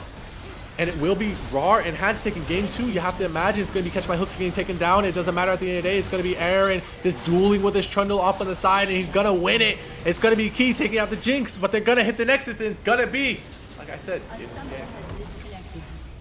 Yeah, just again, great job by Rawr here. Again, you had a very good close first game. You had a really good second game here where, yeah, it was kind of a roller coaster of the fact that you went from something that you had such good lead for so long. Then it swings back into anybody's favorite. That swings back into your favorite. So it's like that ever tipping scale that now it's not even being a roller coaster. Once you have that scale just set down there, so that way the advantage is going towards Rawr. Rawr was just able to kind of capitalize it. And again, this is where kind of once you saw that first Baron fight, you're like, you know what? Rawr got it. And it's very simple. They played it out the right way. They again accelerated themselves the way they needed to. They had the Jinx ahead, and was getting excited all the time. You had Yasuo making good plays. Yet you had Amumu as well as Malphite, who just would set up perfectly for their teams. And I mean, you look at it, it was crazy. I mean, for me, I had to give my tip of my hat to Catch My Hooks. He was especially not catching those hooks, but he was catching those crash downs out of people, getting those stuns off, and pulling them in with that magnet field. I mean, hey, it was setting up very well for Aaron, and he just did what he needed to do, and it was a great job from Catch My Hooks.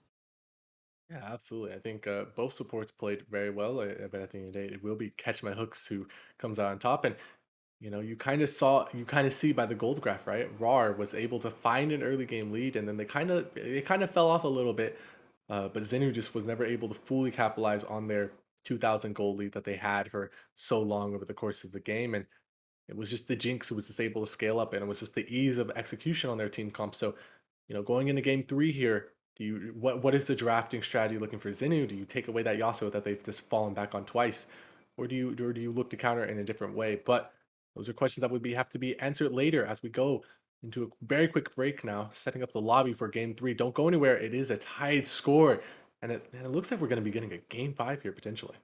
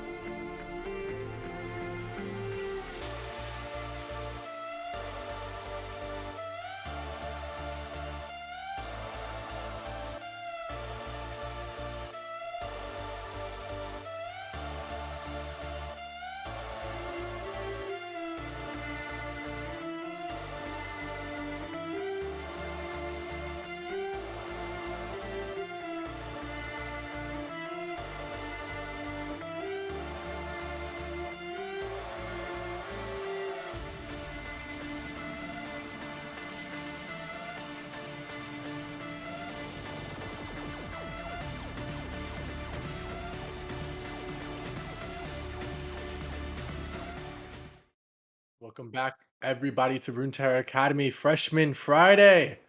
We have a exciting one, an absolute banger. Zenigma Unknown versus Rawr and Hans. Both teams taking a game off of each other. Now we're back to the original game state. You know, Zigma Unknown on the blue side, Rawr on the red side. They have lost the ban for using an E-sub, but that hasn't they haven't let that stop them. Aaron has been performing admirably. And you know, even without that ban, they've been able to outperform in draft. I would say.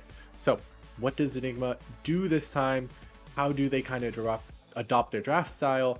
And do they take away the Yasuo from Aaron? Those are all kind of questions I'm asking. But we do see the Pike instantly banned away, Gigatron. So maybe they aren't as adaptable as I would hope. So I think we still could get the same bans. I know they're taking a long time right now to decide, but excuse me, I still think we could get the Caitlyn and pretty much just run through everything again. With that there, I look at that, yes, one or the other could pick up the Yasuo, one or the other could pick up a Leona, one or the other could pick up the Jinx at this point. It really doesn't matter to me if a Jinx or Yasuo is picked up early. Who gets the Leona is what I'm wondering, because of the fact that, again, Rawr did so very well with it the first game, and especially with the Rel the second game. I mean, I'm surprised a Rel ban might not come out kind of a thing. Oh, there's a change up. That's a map fight. They're respecting one of the facilitators of the Yasuo, not directly the Yasuo himself, but I think you're right. They should have respected the Rel just that little bit more, because the Rel, did so much work in that game. Early levels, finding that 2v2 outplay, doing so much just to put them ahead early and do so much damage and get so far ahead for this Jinx. But it will be Zenigma instant locking that Hecarim. Now, how do you build the draft around him? He generally needs a support enchanter to speed him up, or shield him, or do both at the same time. So we're probably looking at Karma, a Lulu, or even a Zillion. But it will be Rawr again locking in that Jinx. They love this pick. They want to make it work, and they have in one game. So they can do it again on this red side this time. We could be looking at a different ban instead of the Caitlyn, maybe the Jinx. But again, opting for the Amumu instead of maybe a Trundle this time. This could be a risky play from Rawr, but what do they choose to do? Yeah, I mean, if you go with this, I think it's still a good pickup because we've seen it before.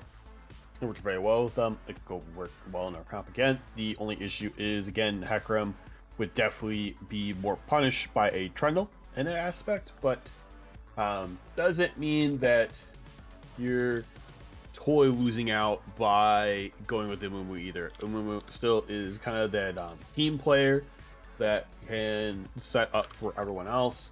The fact that, again, you have a Jinx who could scale very well, potentially could have the Rel again. I'm going into Leona, which I think is a splendid idea that they do here, but we'll see what they pick up here as their third pick. But we do have to look at that. Yeah, Amumu could suffer a little bit from this, might not. I just look at, what, we see Kai'Sa Leona again. And the guys still didn't perform very well. It's just as much as Interesting. Okay. Interesting pickup from Rawr this time. I thought they were gonna lock in the set because Hecarim, Kai'Sa, Leona set, or not set. Yasuo, my fault. I thought they were gonna pick up the Yasuo because Zenigma in game one they were able to really run the game revolving around that Yasuo, Hecarim, Kai'Sa, Leona Salve combo, where they were able just to hit one person, knock them up, and then 4 people just instantly teleport on top of that person. Like, how did you guys get here? And they said, well, we don't know, we just showed up. But they all look set, so maybe they're looking to disengage that style of fight, just take one person out of it entirely, turn into a 1v1, slam them back into their team. And I like that idea coming out, but I really want to kind of see maybe a Yasuo ban from either side.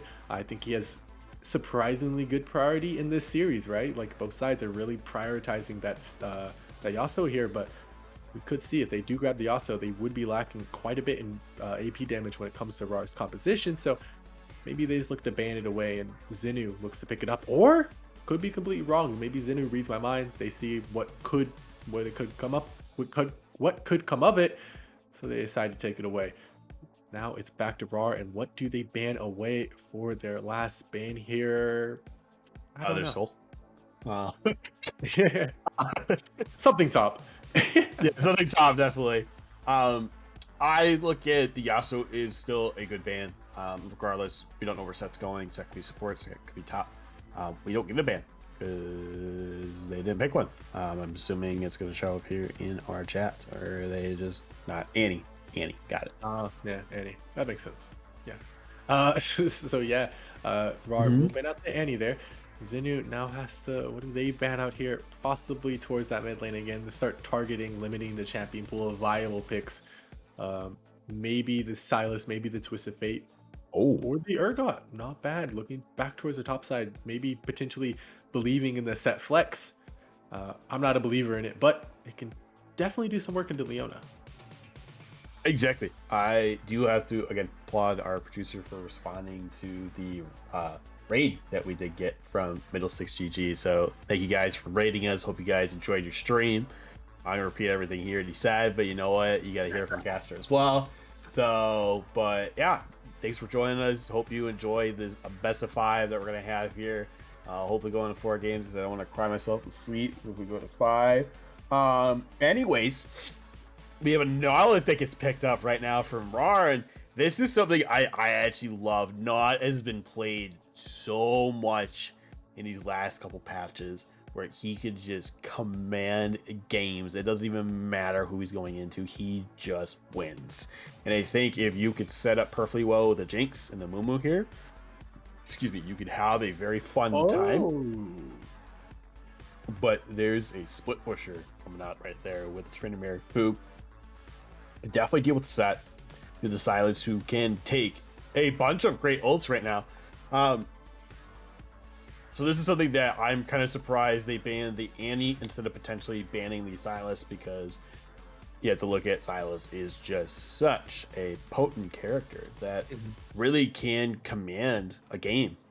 They could just take a hijacked. Oh my god, you're giving him another good one. What is going on with this draft from Rawr? Do they lock it in? They lock it in. I was thinking maybe a Gragas ultimate into the Tryndamere just completely neutralize that pick, force the set to go into Silas, but that's not what's going to happen. It's going to be set into Silas anyway, but it's going to be Volibear in the top side, and Mumu in the jungle, and Wallace for the support. Rawr drafting an interesting composition here.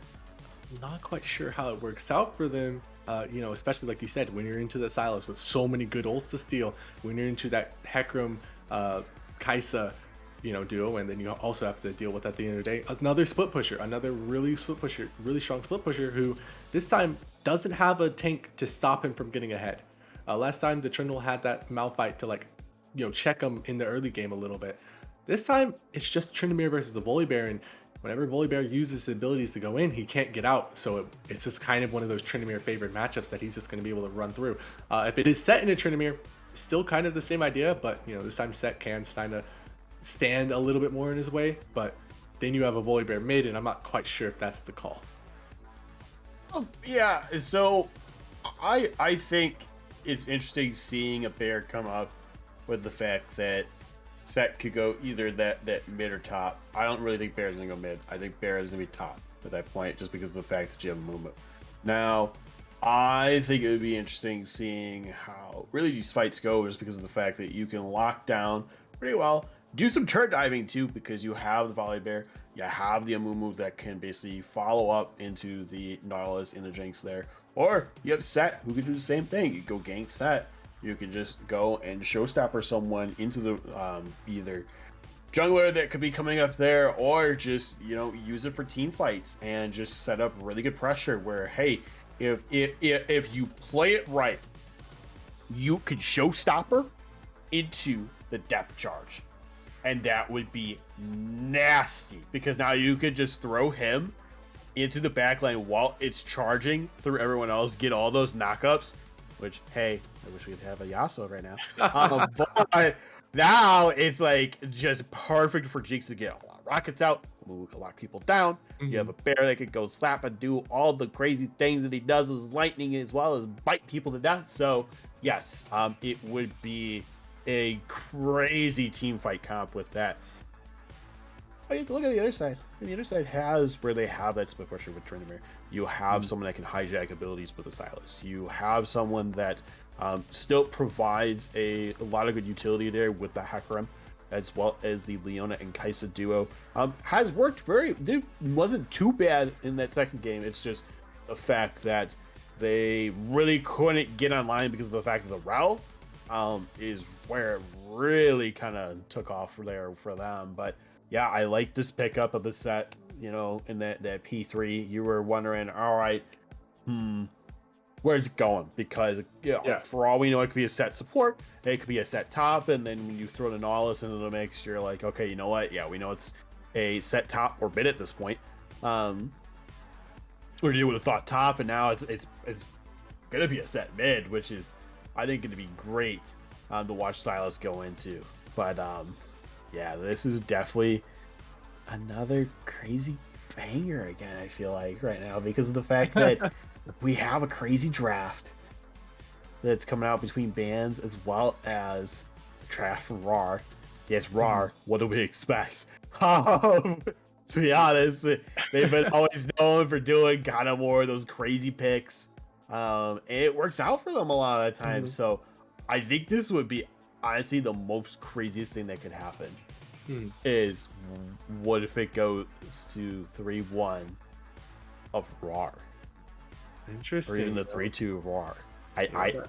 That's a potential. That could definitely happen. Despite them being down in the standings, they've shown that they can hold their own against this Zenigma unknown squad. But this is the deciding game. This really decides where the momentum shifts for either squad, and this is super important for both teams that they win. And right now, I think I kind of have to get the draft edge over to the side of Key Gaming and squad. I think that the Hecarim, Silas, and Kaisa core that they're kind of building themselves around is too strong, right? And with the Wooly Bully's signature aggression on this Leona, he's going to be up in their face, and he's going to be able to do quite a lot of damage to these guys. So as we hop into a very quick break here, don't go anywhere, folks. This is Runeterra Academy Fresh and Friday. The score is 1-1 in terms of games, and like Good Katron said, we have an absolute banger on our hands. Don't go anywhere.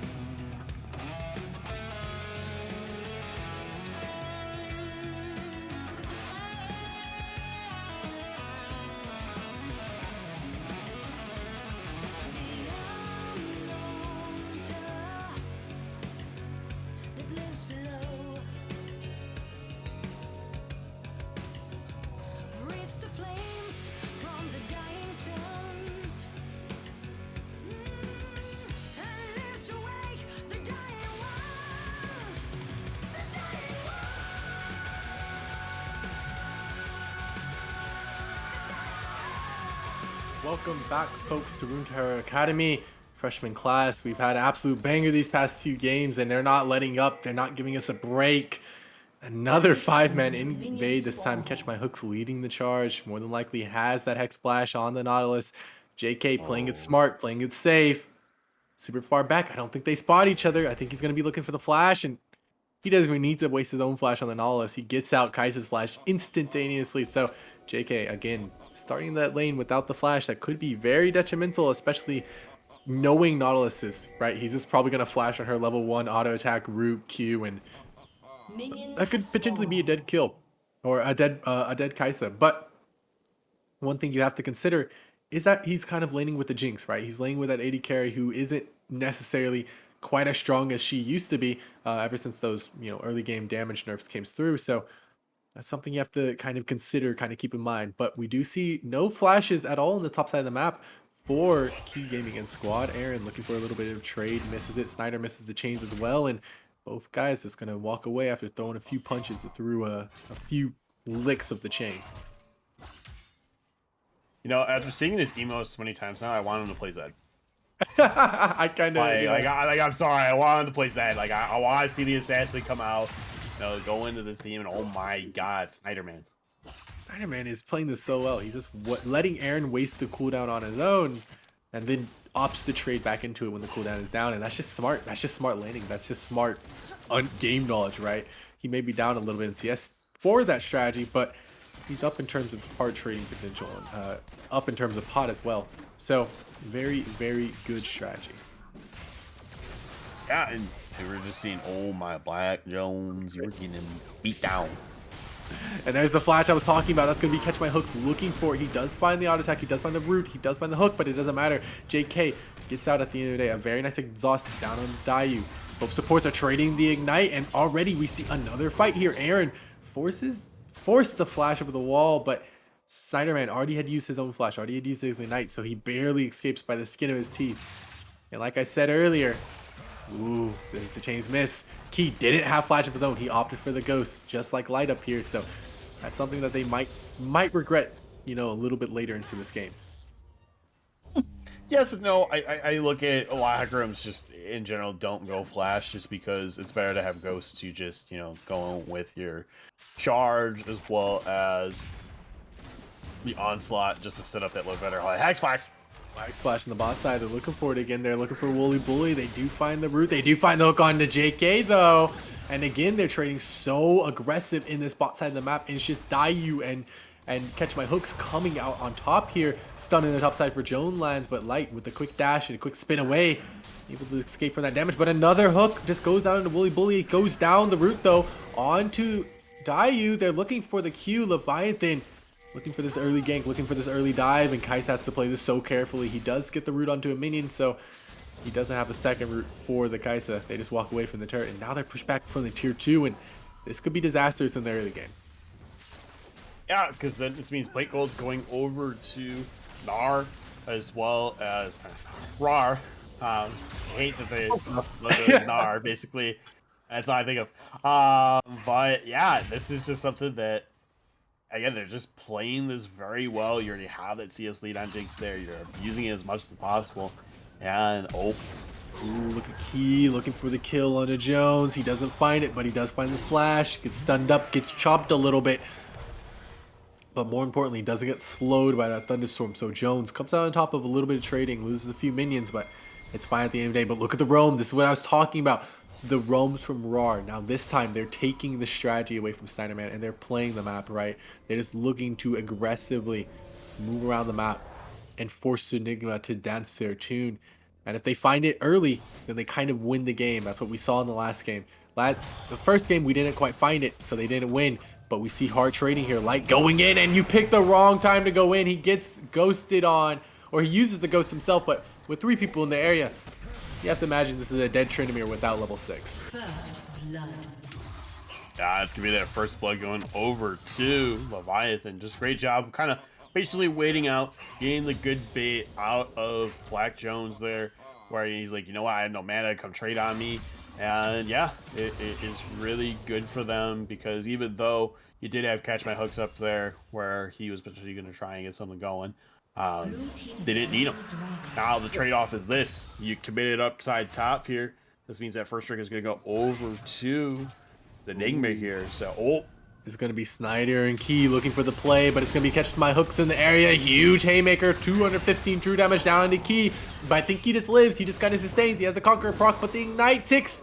And will be catch my hooks, getting that kill. A root going down into Snyder just to keep him away from the Nautilus support. But kills going back and forth. He does land the roots. He does land the heal. He doesn't get the last Q proc. He does find the auto hit, but it doesn't matter. There's Leviathan to clean up again, and he gets a double kill this game. 2 kills on the Mumu for 2 kills on Snyder. I think I'd rather take the 2 kills on the Silas, 100% of the time. yeah, because Oh, more trading up in the top side. He finally hit level 6, and oh no, I don't think Jones was anticipating that. It's going to be like hitting that last auto attack, but he doesn't have spin to get under turret range, though it will be a trade back. Both sides are just letting us know that we're here to play, we're here to scrap, and I respect that immensely. they're here to scrap. They want to last, and unfortunately, it's just not going to be the case here for Light. But that's something that, again, smart by Black Jones trying to stay in the turret as much as possible. But Oh, JK catch gets rather slowed right up. here. Ooh, nice flash from JK to keep himself alive. Wooly Bully getting chased down a little bit, getting slowed up. Doesn't have the root, couldn't find the auto attack, so it doesn't matter at the end of the day.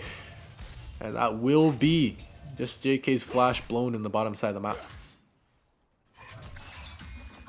Exactly. You have to look at that again because it is being flown here. Oh, Snyderman takes the showstopper. Someone did mention in chat, is it the showstopper better on Snyderman than Aaron there? And yes, because you are getting that AP scaling. The AP scaling just works so well with it that when he does throw into a team, it's going to be really potent. Or even on Aaron himself, it would be really good. But looks like it's just kind of a wet noodle fight, basically. This mid lane. You say wet noodle, and then he lands that 165 true damage on Doom, and Snyderman is forced to kind of walk away and lick his limbs. Yeah, but that's fine because he could just use Kingslayer and then he gets his own. Oh, sure. Yeah, So, yeah, you're right. You're right. Yeah, you have to respect that little bit. Oh, Wooly Bully walking directly into Leviathan, who's just kind of chilling bot side there, and I think they're setting up for the dive as the hook lands on the Wooly Bully. He already lost his flash in that earlier play, and Catch My Hook's getting pretty low, about 50 HP, and that's going to be an E from Wooly Bully. I don't think that's what you want to take there, pal. He didn't have the W ready, or sorry, the E ready to pull the support back in there, but interesting play from both sides, and nothing comes of it. Nothing to write home about, so each side just looks to reset. And again, Light top fighting in the top side of the map with Jones here, and this time he has the ultimate again. Both of them have the ultimate. One's gonna get popped, and Light's gonna look for the tower dive here. He pops the ultimate now, and he's able to get the kill free of charge. Just walk it out. But now here comes the fun game, the little mini game no one really anticipates. Dodge the Jinx rocket. Does he dodge it correctly? I don't think he does. It's perfectly on target. It's going to be Dayu picking up a 150 gold shutdown in the early game. Very nice stuff. That's going to be the Sniper Swiper getting that lockdown right there. If anyone watched the new Halo show recently, the new Sniper that's in there definitely gave me the vibes there, the lockdown that they had. So it's going to be real interesting to see how this game keeps going on more as we see the Jinx get more of these rockets going. And this is gonna be real interesting how Snyderman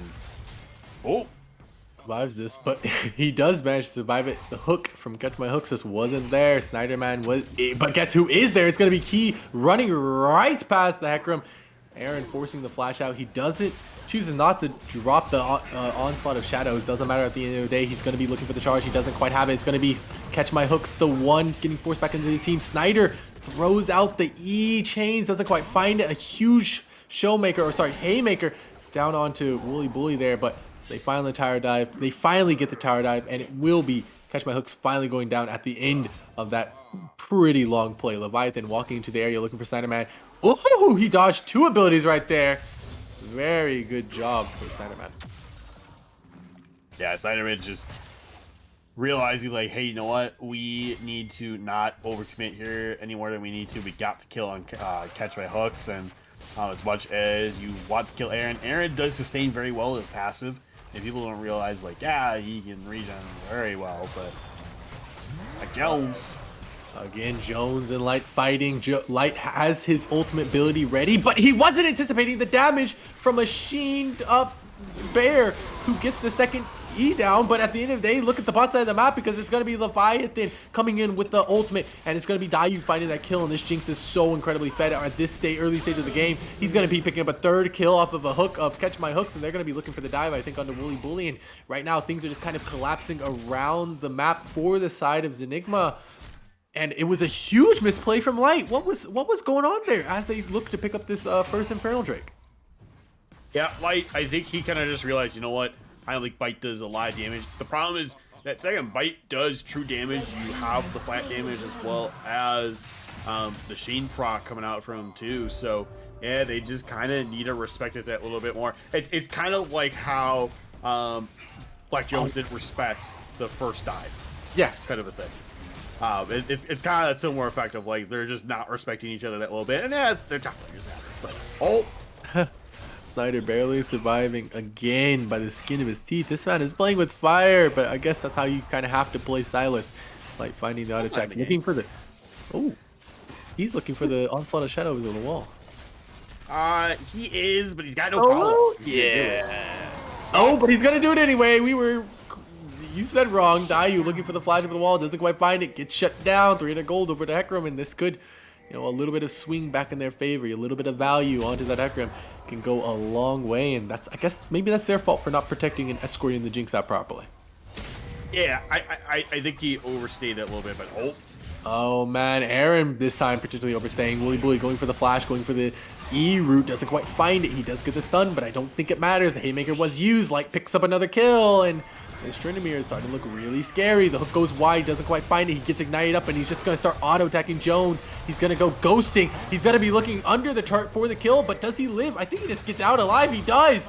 It's going to be Snyder grabbing the Nautilus depth charge. They're going to be looking for the dive. It's going to be Wooly Bully tanking it up. He's going to use the depth chart onto the Nautilus, and it is going to be Key Gaming finding the kill. Leviathan now in a 4v1, and that's going to be the Mumu waddling away, and it's going to be Light taking up the turret for too long, but it doesn't matter. It's going to be an execute because no one damaged him in enough time. And again, DU and JK just fighting down here in the bot side of the map just for funsies, because why not? Everybody else is doing it. But at the end of the day, the play ends with the Rift Herald getting taken by the side of Zenigma Unknown. Yeah, Zenigma just able to take it, and I look at that. It's unfortunate because then again, that means another objective is going towards them. Kind of they're really even right now. Only is slightly going over to Rawr. And I look at it once they have the Rift Herald here pop, then that means that plate gold will hopefully go towards them, as it is about to fall in less than 30 seconds now. But ooh, it's gonna be a flash or hex flash used from Catch My Hooks. He's looking for a play into Snyder here, and with so many people in the area, Snyder has to kind of respect this. I don't think he's doing enough to respect it, because Catch My Hooks caught a hook onto Snyder, and it's gonna be him getting knocked up, true damage down, and ignited. Snyder, man, what are you doing there, pal? A little bit over eager in this mid lane. Very much over eager in the mid lane. It's okay, honestly, just because of the fact that they're trying to figure out what's going to be the best thing for themselves. And I think they realized, hey, you know what? Let's just try to protect her as much as possible, but didn't respect that there could be people there. Man. Yeah. Wet noodle again. Yeah, wet noodle, but at the end of the day, it's going to be Light. He has the ultimate again. He has the lethal simple proc. He's going to be going for the kill. It's going to be him ulted back under turret. Oh, a very nice pull back on the Light, and he's able to get the shutdown on the Tryndamere. Aaron, it's a very good play, but Wooly Bully going in aggressive this time, but I don't think you win this play, buddy. It's going to be the exhaust going down in the Dayu, who's going to be trying to cool out Wooly Bully here, and Leviathan just zoning away the Kaisa. And Wooly Bully is so aggressive on this Leona, which you kind of have to come in, but at the same time, too aggressive a lot of the times, right? He's just really in their face, really aggressive, even though they're kind of standing on wards, and you should sometimes see these plays coming, but it's going to be JK walking up. He knows he has friends in the area. They're going to have a teleport come in from Light. It's going to be Onslaught of Shadows going directly on Dayu, and they're going to be looking to take out the Jinx first. They find it. They find a double kill for the Hecarim, for the horse. He takes out Catch My Hooks. He had flash, but he didn't choose to use it. They're going to be dropping the Rift Herald here. Look to crack open this bottom tier 1 and open up the map. Allow them to sneak up this Drake here. I think that's a very, very good play coming out from the side of Zenigma and Mo. Red team's turret has been destroyed. I think it's a great play too. I think you have to look at that. Zenigma is trying to set themselves up as much as they can. The Rift Herald did get to be used there, so it means then that they're able to get the turret down there. But I look at that. This means that they could try to set up for this third trick that's going to be spawning here, which we will not have 2 mountains. It's going to be a hex stack this time around. Absolutely. It's going to be Wooly Bully going in so deep again, and that's going to be Catch My Hooks. Throwing another one down. Very nice play. He does end up picking up the kill through Ignite, so not the best result in the world, but with Snyderman picking up the Immunal, this could be a very, easy game-winning fight if they have the Onslaught of Shadows available, but they don't have it. It's not going to be available for the fight. He does find a chains over, and I think he went a little bit too early. Goes for the flash, finds it onto DU, but doesn't find the kill onto Leviathan, so that's going to be Snyderman throwing away his life. Key Gaming does pick up a kill. He has the Triforce damage coming through, but that's a shutdown given over to the Jinx. They do lose the top of the turret up here. Light just doing so much damage. I think he's going to be looking to potentially dive. No, but he does drop his ultimate a little bit prematurely, perhaps, in Aaron, sensing weakness. Looking for that kill, potentially. He's going to use Ghost to get out of the area, so nothing else comes of it. Light, though, finds himself in a rough spot as Catch My Hooks catches that hook underneath the turret. And it's going to be DU looking to run them down a little bit. They do have the flank. They do land the root. They do land the stun. And they're going to be looking for Leviathan first. But they don't have ultimate on Tryndamere. And that was a rough one. Wooly Bully flashing to his death, giving over a double kill to the Jinx. And this game is bloody. Very bloody. I mean, you have to look at it is a good idea to have Light come over and rotate a little bit just because you can't sustain enough flare on that top side to try to get that push going. But the problem is again, you were one squishy, 2, you went after someone who again is really just a tank. It's nothing that's going to have a super high amount of gold. As I know, he was 2-0-8 before he had his death there and everything, but it's not like if you got the kill on Dayu here, Dayu would have been different. But Key, Brother, you don't win this fight. He gets ignited, he gets ulted back, and just look at the damage. Aaron flashes in for good measure, but I don't think it was necessarily needed. He did have the Blade of the Rune King activated going, and Light's going to be spinning over the wall, and I think this is just kind of a foregone conclusion that Aaron does die here. He gets stunned up, rooted up, and that's going to be a shutdown going over to the Kaisa. Her first kill of this match, and that's something they can use as Snyderman looks to grab the Volley Bear ultimate. And that's a tool that they can definitely use. Uh-oh. Speaking of a tool they can definitely use, Jones doesn't have his own ultimate, or else you have to imagine that's a dead Snyder on our screen, but he does manage to, survive at the end of the day. he does, and that's the main thing for them. They really want to stop more of the bleeding that's happening here. You have to look at that. They're up roughly about 1k here for Rawr. They already have 2 drakes to 1 here. And yeah, I mean, again, they were able to get that Rift Herald early on for Zenigma here, but doesn't mean that they're going to get it again, as Tryndamere takes the red buff away from Leviathan, or potentially Dayu, whoever was going to take it at that point. But now, it sets up again. Yeah, nothing else comes of it. But, as we have a little bit of a lull in the action here, both teams are, despite the records, very evenly matched. Wooly Bully throwing down a stun there. It doesn't matter at the end of the day. Both teams just walk it off. Both teams, like I said, very evenly matched despite their scores in the regular season being so vastly different. One team, on the blue side, 6-1, and the other team over here sitting at a, 4-3, I think. Does that math work? I'm not quite sure. Dayu looking for a kill. So many rockets, but despite being the team down, in terms of that regular season score, Rawr is playing this game so well. They're able to push back the, on paper, better team. Yeah, I mean, they're definitely able to. I knew it was 3 and something, not 3 and 7 or 3 and 4, but 3 and 3, right? Yeah. Yeah, I knew I was right. Okay. Yeah, I wasn't worried about it. I'm like, I knew what you were meaning by that. So, Oh, that hook. That was so well timed from Catch My Hooks. Oh, I can see why this guy's name is Catch My Hooks. He's really good at those hook champions. Who would have guessed?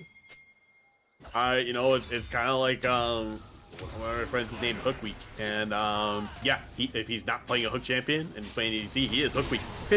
Oh, brother, it's gonna be Aaron getting caught out here. Potentially, he's gonna dunk back. The Kaisa gets exhausted though, and the Jinx rocket from downtown nearly takes out JK, but it's not enough at the end of the day. So they end up trading 1-for-1 there, with the Drake spawning in about 40 seconds with the Baron already spawned. We can expect to see an early Baron or maybe Drake fight that decides this Baron here. So both teams playing very cautiously around it. Yeah, I mean, and they really need to, I think, just because of the fact that we do have the Rift Herald being popped down here, but it does not get the turret. Oh, no, I lied. Nice stuff right there. So, good job by them to get that going. Oh, they find a huge stun combo onto Leviathan, but he just ults them back, and he's able to walk away a little bit. But no, with double flash is getting burned, with double ignites getting burned onto Leviathan. They say they're going to find the kill one way or another. Dayu with the Jinx rocket AoE able to find the kill, and now she's unleashed in this fight. The ultimate Onslaught of Shadows comes out. The Death Shard also comes out, but he's just going to flash Igniter on the backside of this kill. Key trying to do something, and it's going to be Light ghosting in, sniping away that kill from the Jinx, but with Key going back in there, I think he just dies, and he does have the ultimate, but he doesn't use it again. Light misplaying the champion. And he doesn't use a potentially crucial game-winning ultimate and ends up dropping there. Yeah, I mean, it's unfortunate for the fact that, again, you're not able to protect yourself that little bit longer, but that means, hey, it looks like this dragon is going to potentially go over to Arc here as, Yep. able to do it. Slain the dragon. Yep. Yeah, he was still dead. No one else was really in the area to steal, unless Wooly somehow got a Leona ultimate off that took it away. You know, always a possibility, but a relatively low chance. So at the end of the day, that will be them collecting their third Drake on the side of Rawr. And, you know, this game hasn't been truly big in terms of gold leads or gold deficits either way. So this is like the first kind of big one we have at around, you know, 1.6K or so. So nothing too crazy to write home about. I know, but I mean, it's still a lead that's going towards them. I mean, you have some ties across the board. You have more leads, but Heat getting locked up right now. Getting locked up, but with the Hecarim E, he just kind of runs away, but the ultimate does come out, the Death Charge does come out, and that will be the showstopper from Set. And look at the true damage, but it doesn't matter. It only hits onto one target. It's not enough, and that's going to be the teleport on the other side of the fight coming out from Light. And he has the ultimate. This time he uses it properly. He's looking for Leviathan. He goes so low, but he misses the hook from Catch My Hooks, and he's going to end up the one getting caught out now. And Snyder and Squad, they decide to play it back a little bit safer, and he's going to be looking for something. Oh, but Snyder over the wall uses a showstopper on a Dayu. Doesn't quite find the kill. And that's going to be Dayu looking for a kill. He's getting excited. He's looking for something. Key getting kited out there. That's the space glider. Dayu for you. But at the end of the day, he does get traded back. Top laner for mid laner there. And I think that's still a one play for Zenigma. They're able to fight against this minor gold deficit. I think they just look for this turret here in the mid lane. Yeah, I mean, they should just look to try to siege this as much as possible, but yeah. Even as I talk, Wooly Bully, what are you doing? Why are you diving? What are you doing, bro? No! He just gave 2 kills over to die. He was going to be Light trying to find something back in return. He doesn't have ultimate. He's looking for a Leviathan. He does manage to find the sad mummy, but that's the triple kill for the Jinx. It's like, what are you doing, guys? We're throwing the game here, pal. Throwing the game indeed. I mean, again, this is Zenigma's game to lose. Because in reality, you look at paper, they're one again a team that has performed very well. 2, with the comps they've been picking, especially into a spicier comp like this. Yeah, it should be going a lot more into their favor, I would say. But not gonna be the case. Oh. But I don't think anything comes of it either way. But no, the depth chart does get devoted to it. It is going to be Aaron running at them. They're going to be using the Leona as the bait Tao, and he's going to land a huge haymaker on multiple members. But again, Aaron just kind of Now he's doing his little fair share of running it now, using the Haymaker, using the ultimate, using Ignite. Doesn't find anything out of it. Instead, gives his own life away. But right now, it's just kind of the Dayu show. We're just looking at him to really hard carry his teammate here. How do you go about this if you're the Jinx? What are you thinking? What are you calling from your team? What do you want them to set up for you? Anything and everything at this point. Like just trying to set up ganks onto everyone. Just trying to set up better warding so this way you could spot people out, catch them out. Like knowing like these two are right here is actually beneficial because then they don't get surprised going in the lane. You know, kind of a thing. But I think yeah, DYU really needs to be the one that again just gets heavy scaling going towards them. Try to catch maybe Wooly Bully here or Key. Or maybe it's Wooly Bully catching them out, but they haven't been able to hit DYU here in the backside of the map, and he's just free firing, even though the Onslaught of Shadows does come out, even though a Massive Fear does hit, it doesn't matter. JK goes in the back line, Leviathan hits a nice stun there, it doesn't matter. Light isn't in the back line, but he's just hitting a tank. He's not able to do anything, and this is why you pick Trinity at the end of the day. He gets kited out, he does what he can, but it's a complete rout for the side of Rawr, and now they just pick up the Baron. They can pick up the Drake in 50 seconds. It's going to be a flash. But JK is able to survive it, and he's not able to, you know, he hasn't had his hero moments like he did in game 1. It's been a complete rout for this Jinx here, and they're going to start hitting the Baron here.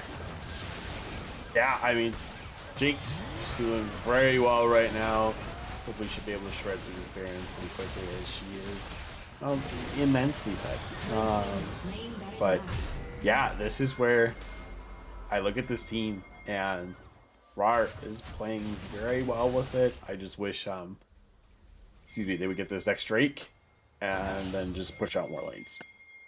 Yeah, you know, when you get the Baron buff, you want to start playing the lane game, right? You don't want to be looking for fights with the Baron buff. It is a minor combat buff, but more importantly, it buffs the minions, and that's what you want to be looking to use. And right now, they can start playing towards the top side. They can start playing towards that bot side of the map and slowly constrict the control coming out from the side of Zenigma. But now they're looking for a fight. They're posturing up both sides. This could be the game-deciding fight.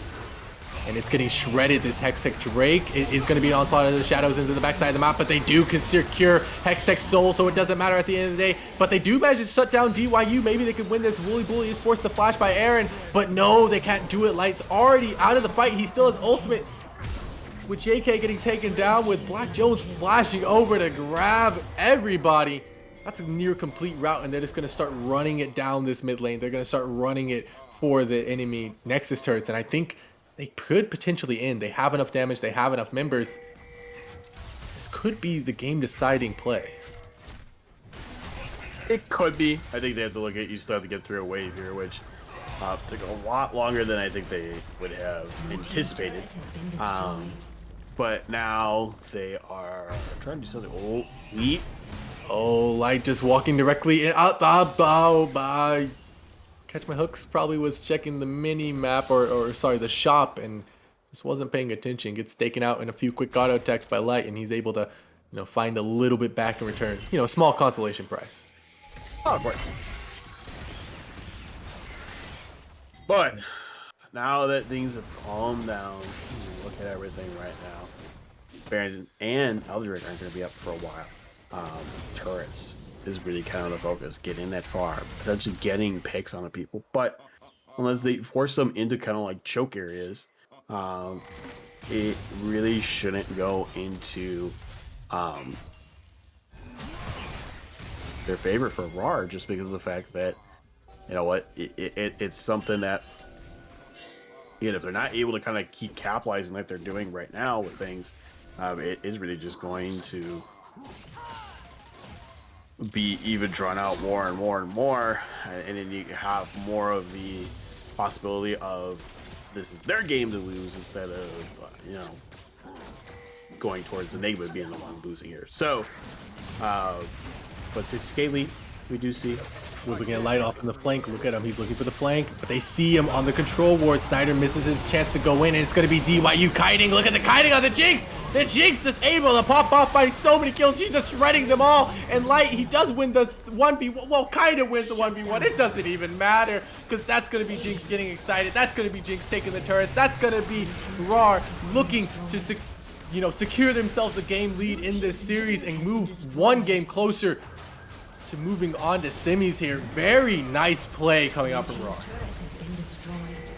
Yeah, great play by the series of the TP here. It's a bit Why hit, not? but yeah, why not? I mean, the TP didn't get used as much as probably he would have liked, throughout the game here. But again, DYU just kind of carrying this team, and he's having a lot of good help from Catch My Hooks as well as Leviathan. So I love what is coming out of Rawr. Damn it! He's like Nar. I know you're naming it after Nar, because Nar will say Rawr, and I love it. And now I think of TikToks, and I think of when they talk about the dinosaur, they go Rawr. But anyways, just a big difference going over to Rawr. Look at this. Look at the gold graph. They had the lead and went up that little bit towards the Zenigma, and then it went back down, and then stayed down there for a while, then went back up for just a little bit to Zenigma, and then after that is all she wrote is just only going towards Rawr now. So that's something that, again, they just played very well here. Again, it's kind of surprising when you had the pretty much the 3 tanks and a bruiser come out, and really just kind of played that more protective comp, to try to protect Jinx as much as possible. And it worked to the T that they wanted. Absolutely. Yeah, you did see Zenigma Unknown. They were fighting pretty well. That's why the gold remained consistently, in that small gold range of around 1,000, 2,000 gold for the side of Rawr. So Zenigma, even though they were down that much gold, they were still able to fight on relatively even footing, and that's something that they can definitely take advantage of going into game 3 here. But speaking of game 3, we will be hopping into a very short break. Don't go anywhere, folks. This is an exciting series and could potentially be the final game of the series. Rawr enhanced, winning a game over Zenigma Unknown, so it will be 2-1 in the standings. Don't go anywhere.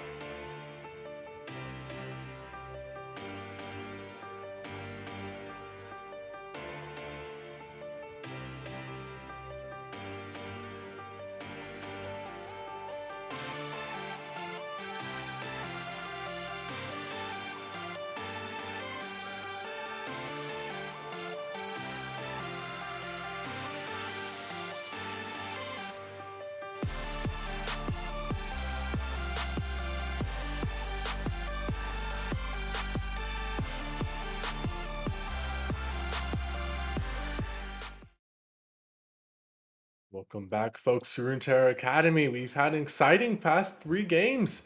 It will be Rawr, taking the advantage and again taking red side, if I recall correctly.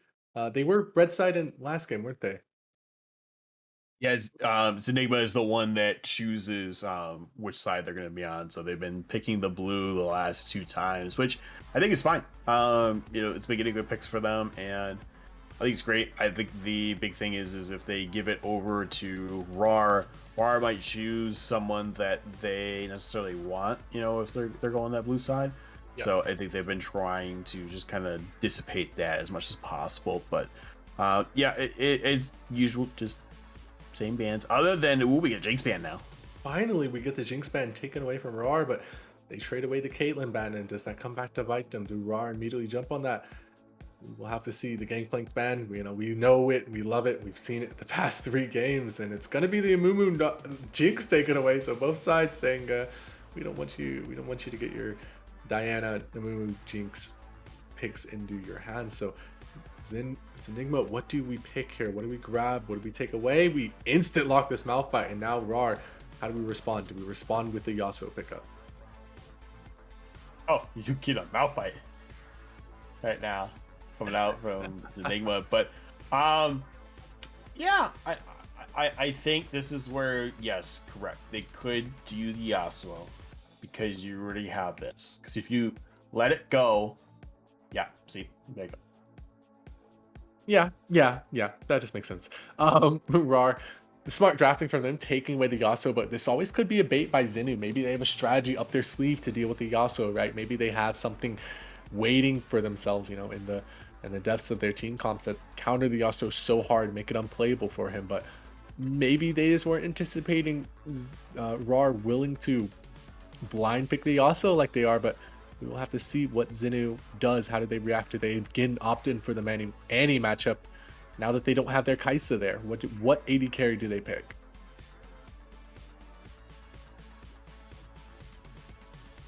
This is where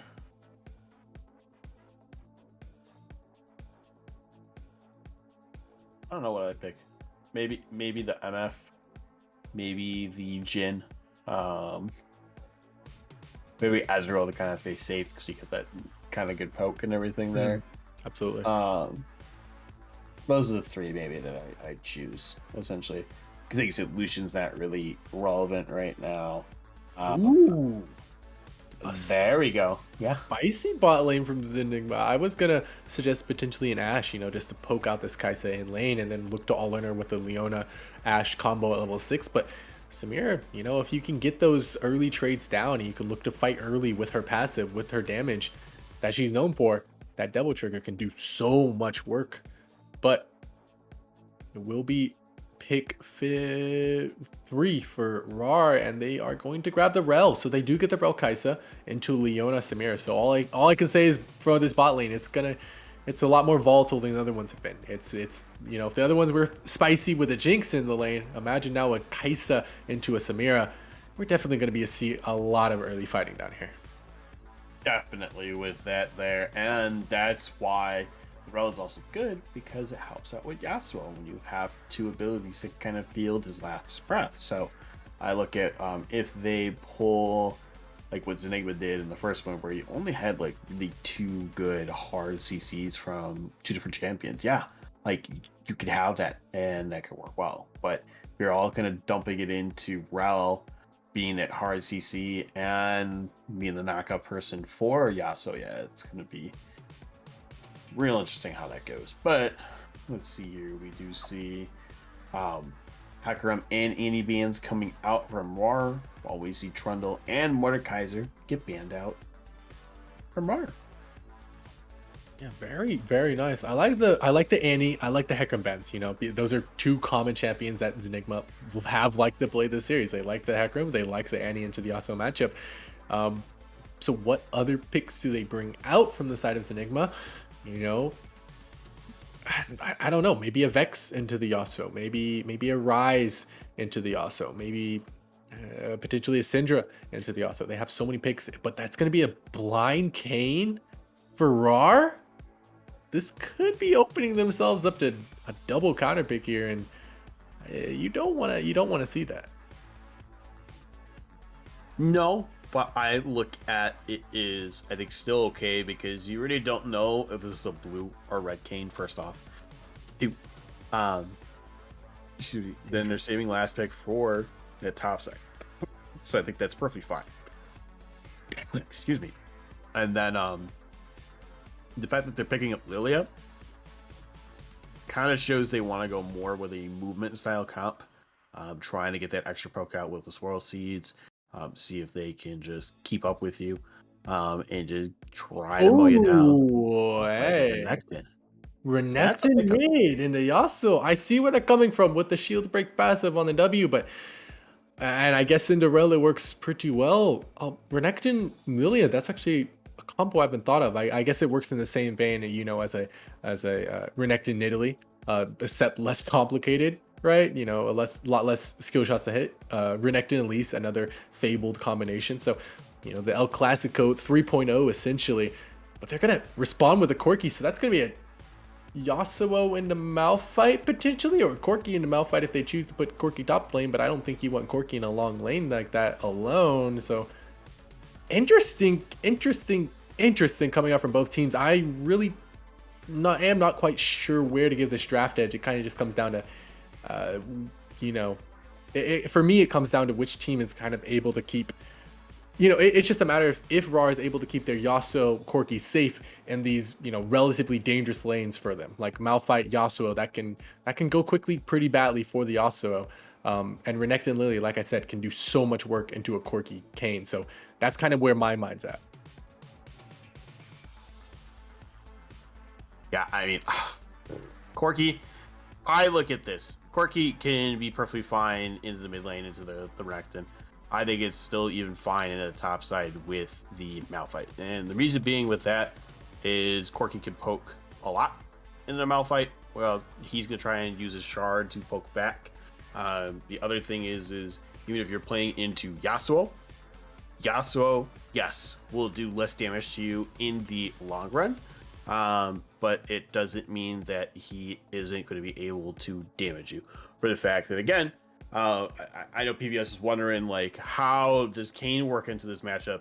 And I think Kayn's okay because of the fact that he can still go after Malphite, you still get those orbs early on, goes for that red form then, because you really don't need the blue form to do damage.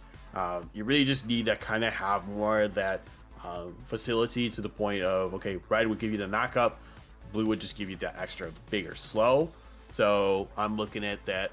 Now you have two things that can set up for Yasuo besides his tornado.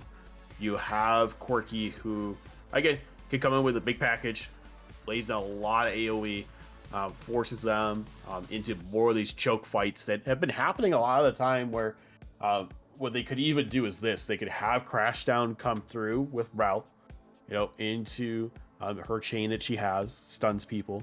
Then she pulls people in with the magnetic field. And then you have Corki line up and just throw Valkyrie down. You have Kayn, who could knock up at least probably 1 to 2 of them. That goes in the last breath of Yasuo.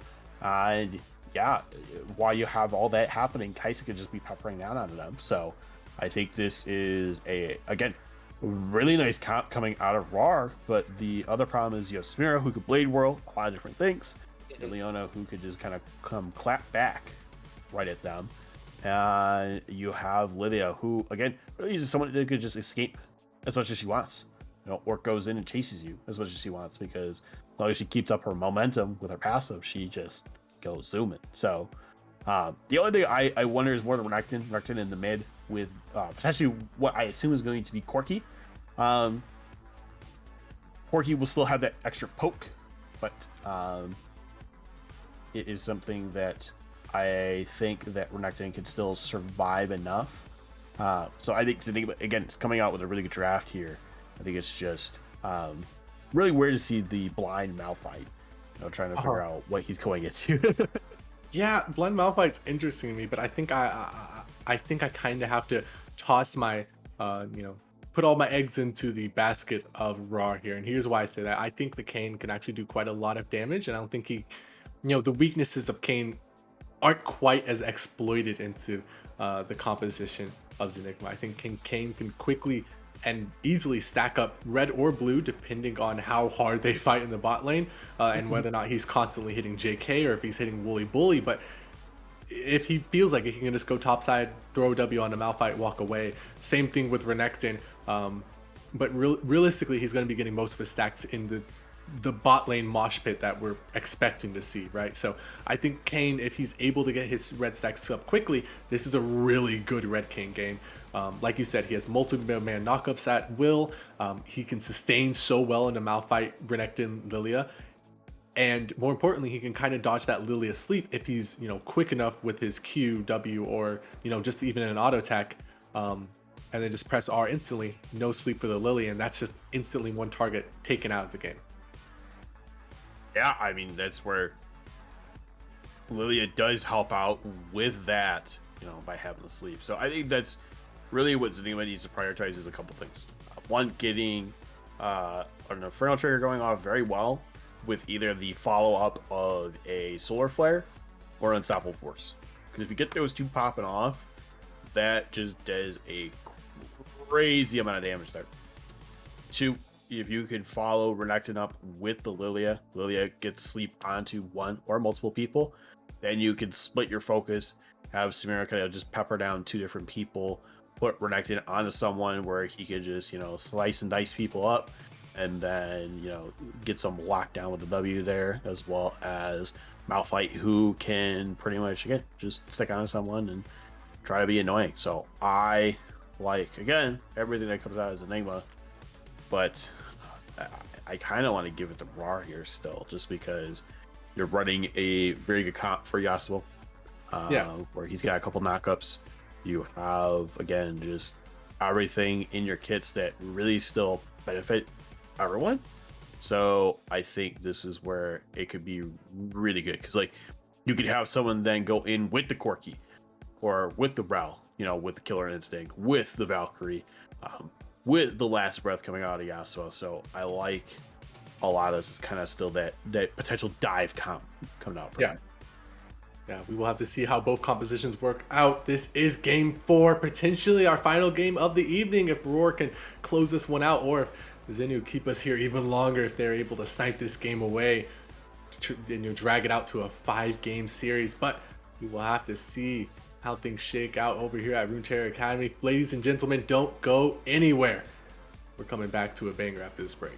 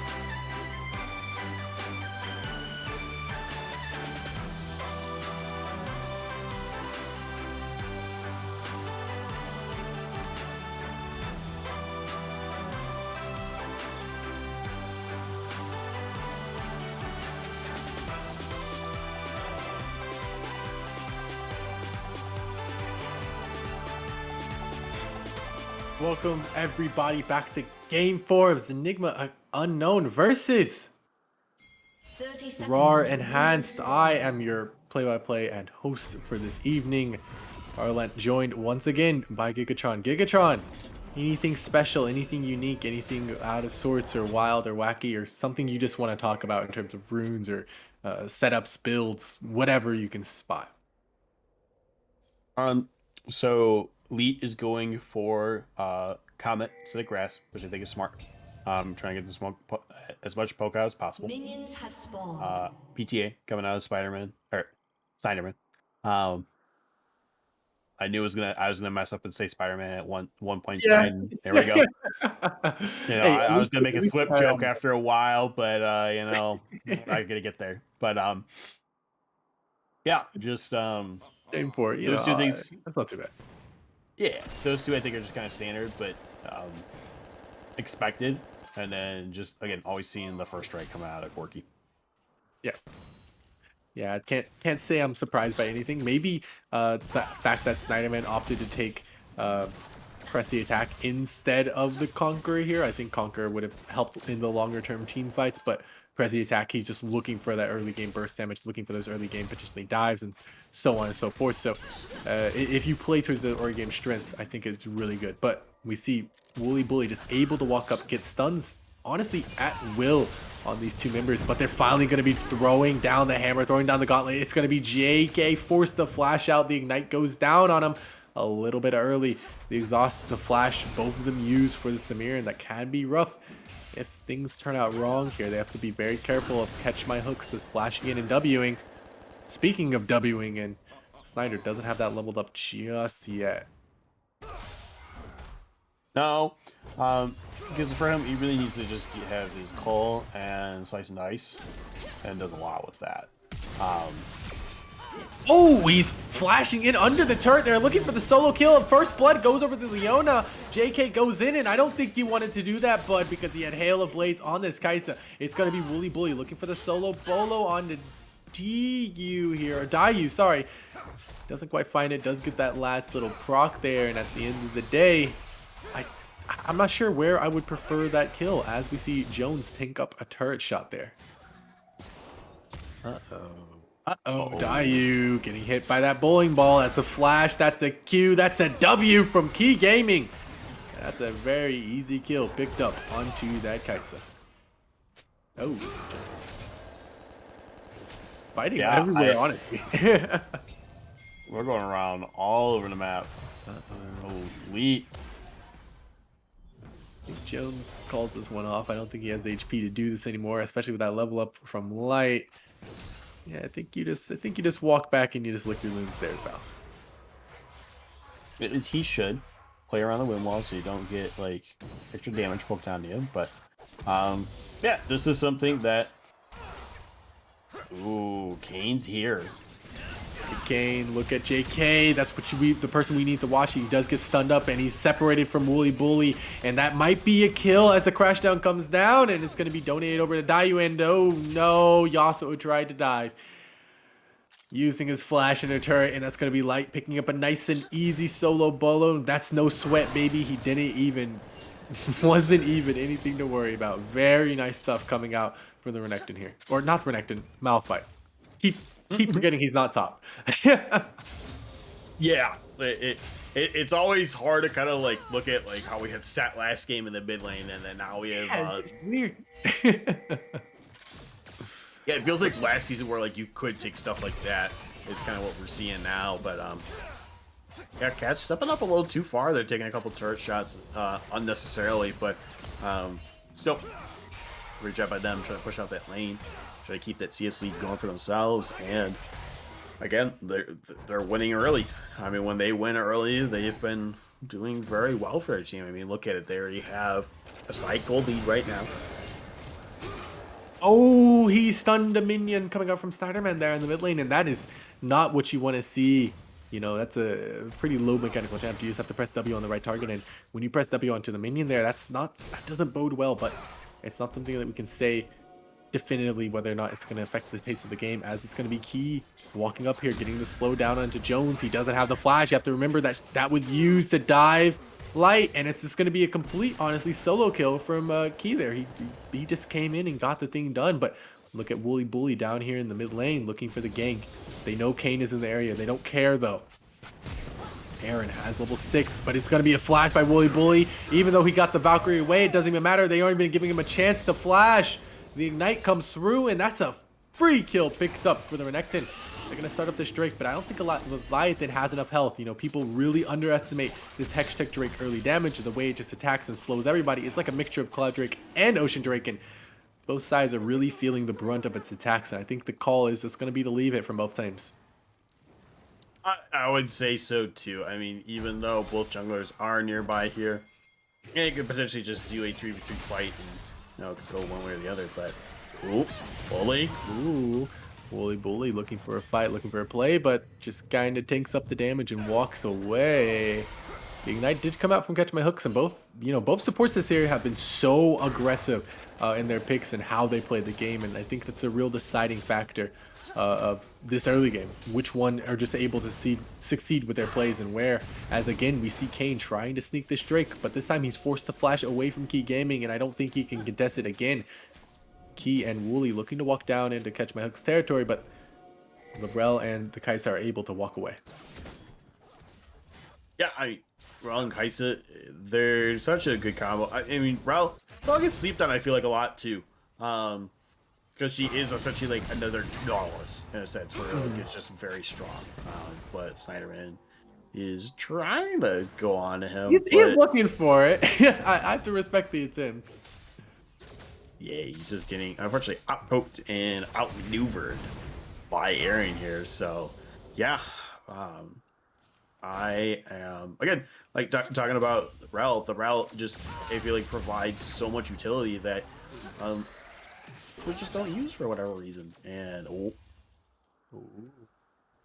thought she was gonna crash down on them, but not in You the know case. what? I wish she had, but she didn't. So maybe they just didn't feel confident. The exhaust is up for JK, so that's something that can really nuke Kaisa's damage.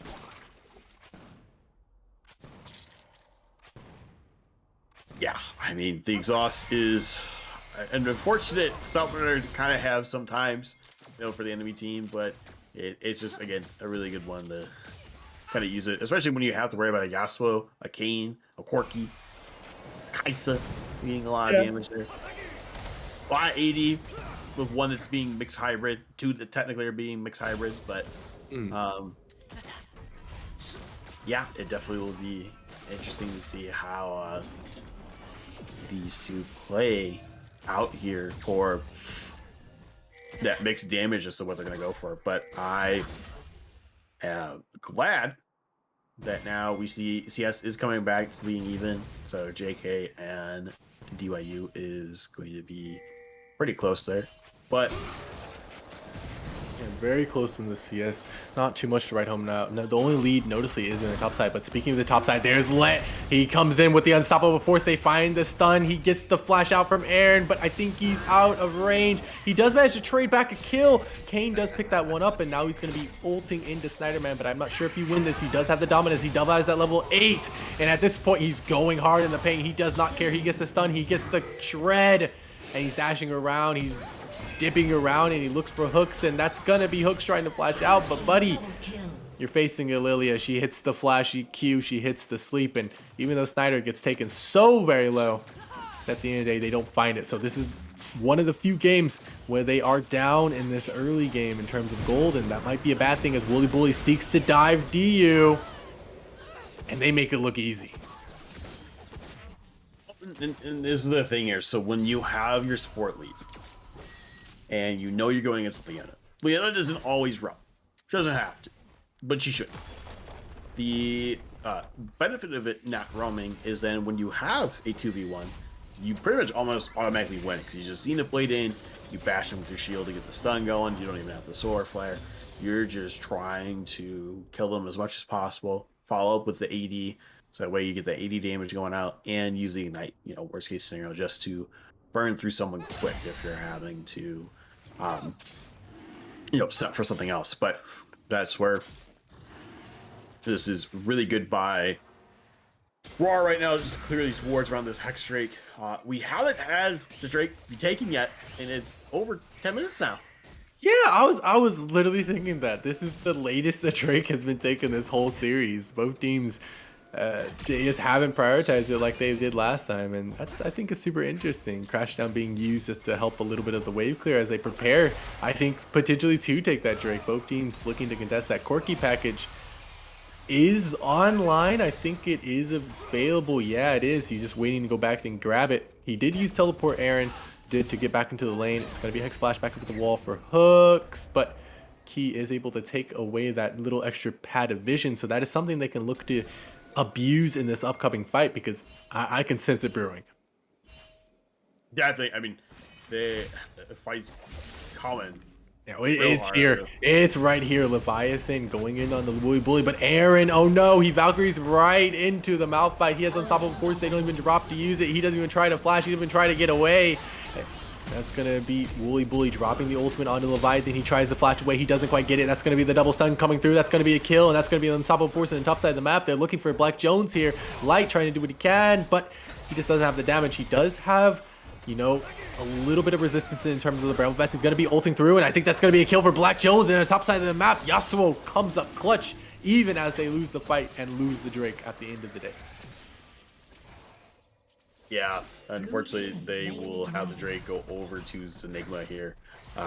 But this is where Black Jones played the fight perfectly. You know, getting the kill onto Malphite means, hey, you get that little bit extra boost. You're trying to deny CS as much as possible. You force a TP out of Siderman right now to come up to this top side. So this means, hey, you can get that recall off. You should be fine, no problem here. But the other plate is going to go down to JK and Wooly here. Right now we're just kind of looking at this Yasuo to play to be the team's carry, right? He's the, I think right now, yeah, he's the only one with the gold lead over his opponent, about 1,000 gold over this Nautilus, a little bit less, around, you know, 40 gold difference. He's the only one with a huge lead over his opponent, as we see a little bit of a hard trade in the bot side of the map. Wooly Bully misses the ultimate, and it's going to be them looking for the dive. They hit the Drowsy on the 2. It doesn't matter. It's going to be the Magna Sword coming down, and it's going to be 2 people getting picked up immediately. Dayu looking for a kill, and he tries to do something fancy, but Dayu comes out on top. JK and Key right there. Uh-oh, that doesn't look good at all. And I think there was a true lane swap coming through. Malphite finally going into Aaron here, and Renekton going into the Yasuo as they tried to get in the first place. I'm not even sure if, you know, Siderman wins this matchup anymore. I don't think so, just for the fact that, one, it's Yasuo, and two, Turret plating will fall soon. he is just still squished for Snyder. Even with the Kindle Gem, that's his only really extra health item that he has. And I think that it could go a lot differently if Black Jones is just not able to burst down, but looks like we are going to see Runeterra is picked up here by Rawr. Rawr is going to...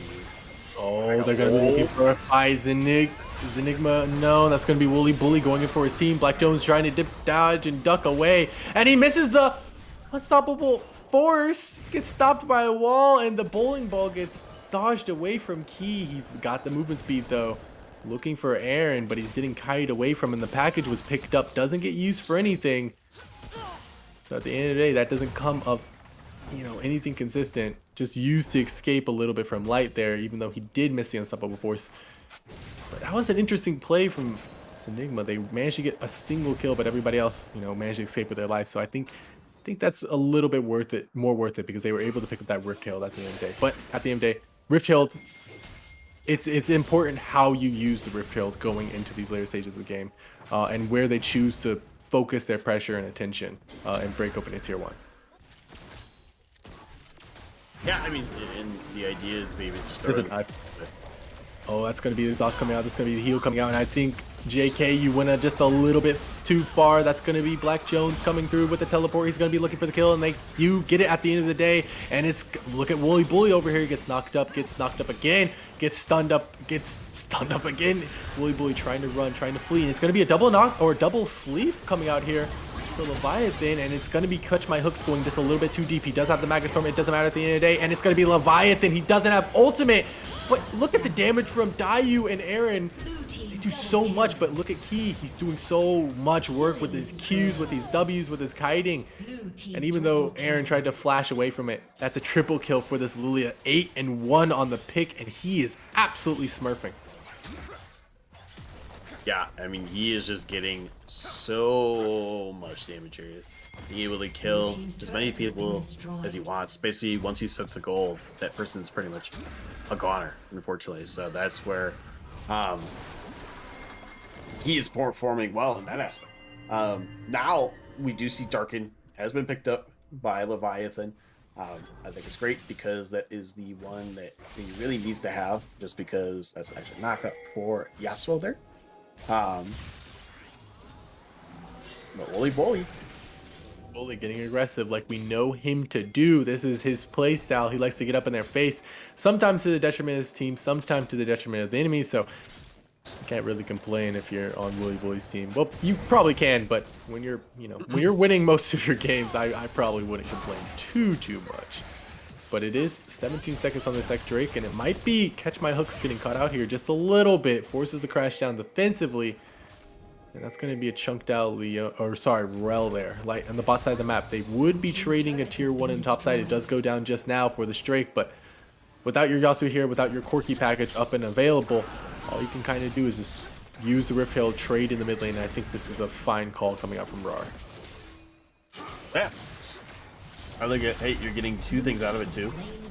One, you're getting the turret here. Two, yes, the Drake is going towards Zenigma here, but you're getting a double crash on one of the turrets. So great job by them to kind of recognize, hey, we can get this going. It's better than nothing. Ooh. Wooly Bully looking for a play, looking for an advantage. It's going to be Snyder. It's going to be so many flashes getting instantly blown. That was 3 flashes in as many seconds. Both sides looking for that play, looking to survive. Only 400 gold between the two teams, 600 gold between the two teams, so nothing really to write home about. It's still anyone's game. Both teams playing on a very close knife's edge. It's going to be them chaining that Hex Flash, looking for JK. Doesn't quite find it in the Magnet Storm, but look at that. A 2-man Malphite ultimate. They weren't anticipating that, ladies and gentlemen, and it will be an instant pickup for the side of Zenigma Unknown, and it's just Jones defending this turret. I think you better run, buddy. I don't know if you can do this solo, but he is able to defend it just because the minions aren't all there. At the end of the day, nothing else happens, but those 2 kills, though, those could be very key in swinging the game in their favor. It could be, but I kind of look at that. You're still down roughly 2k. You're getting objectives, but it's not enough, it seems like. And they just need to prioritize their focus on what they really want out of this, which obviously they want to win at this point. But how are they going to win this when you have a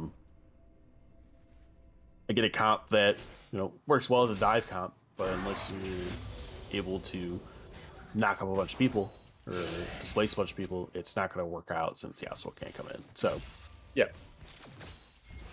Yeah, now we're looking at them just pressuring down this mid turret. Samira off in the side lane, interesting alone, and I think they sense an opportunity. It's going to be the exhaust going down to Jones. He misses the tornado. That's his crucial ability. He doesn't have the wind wall, and it's going to be Samira doing the thing she does best, starts spinning all over Yasuo and makes him regret taking that play. They do lose the turret down on their bot side. Corki is going to be backing, looking to maybe start something.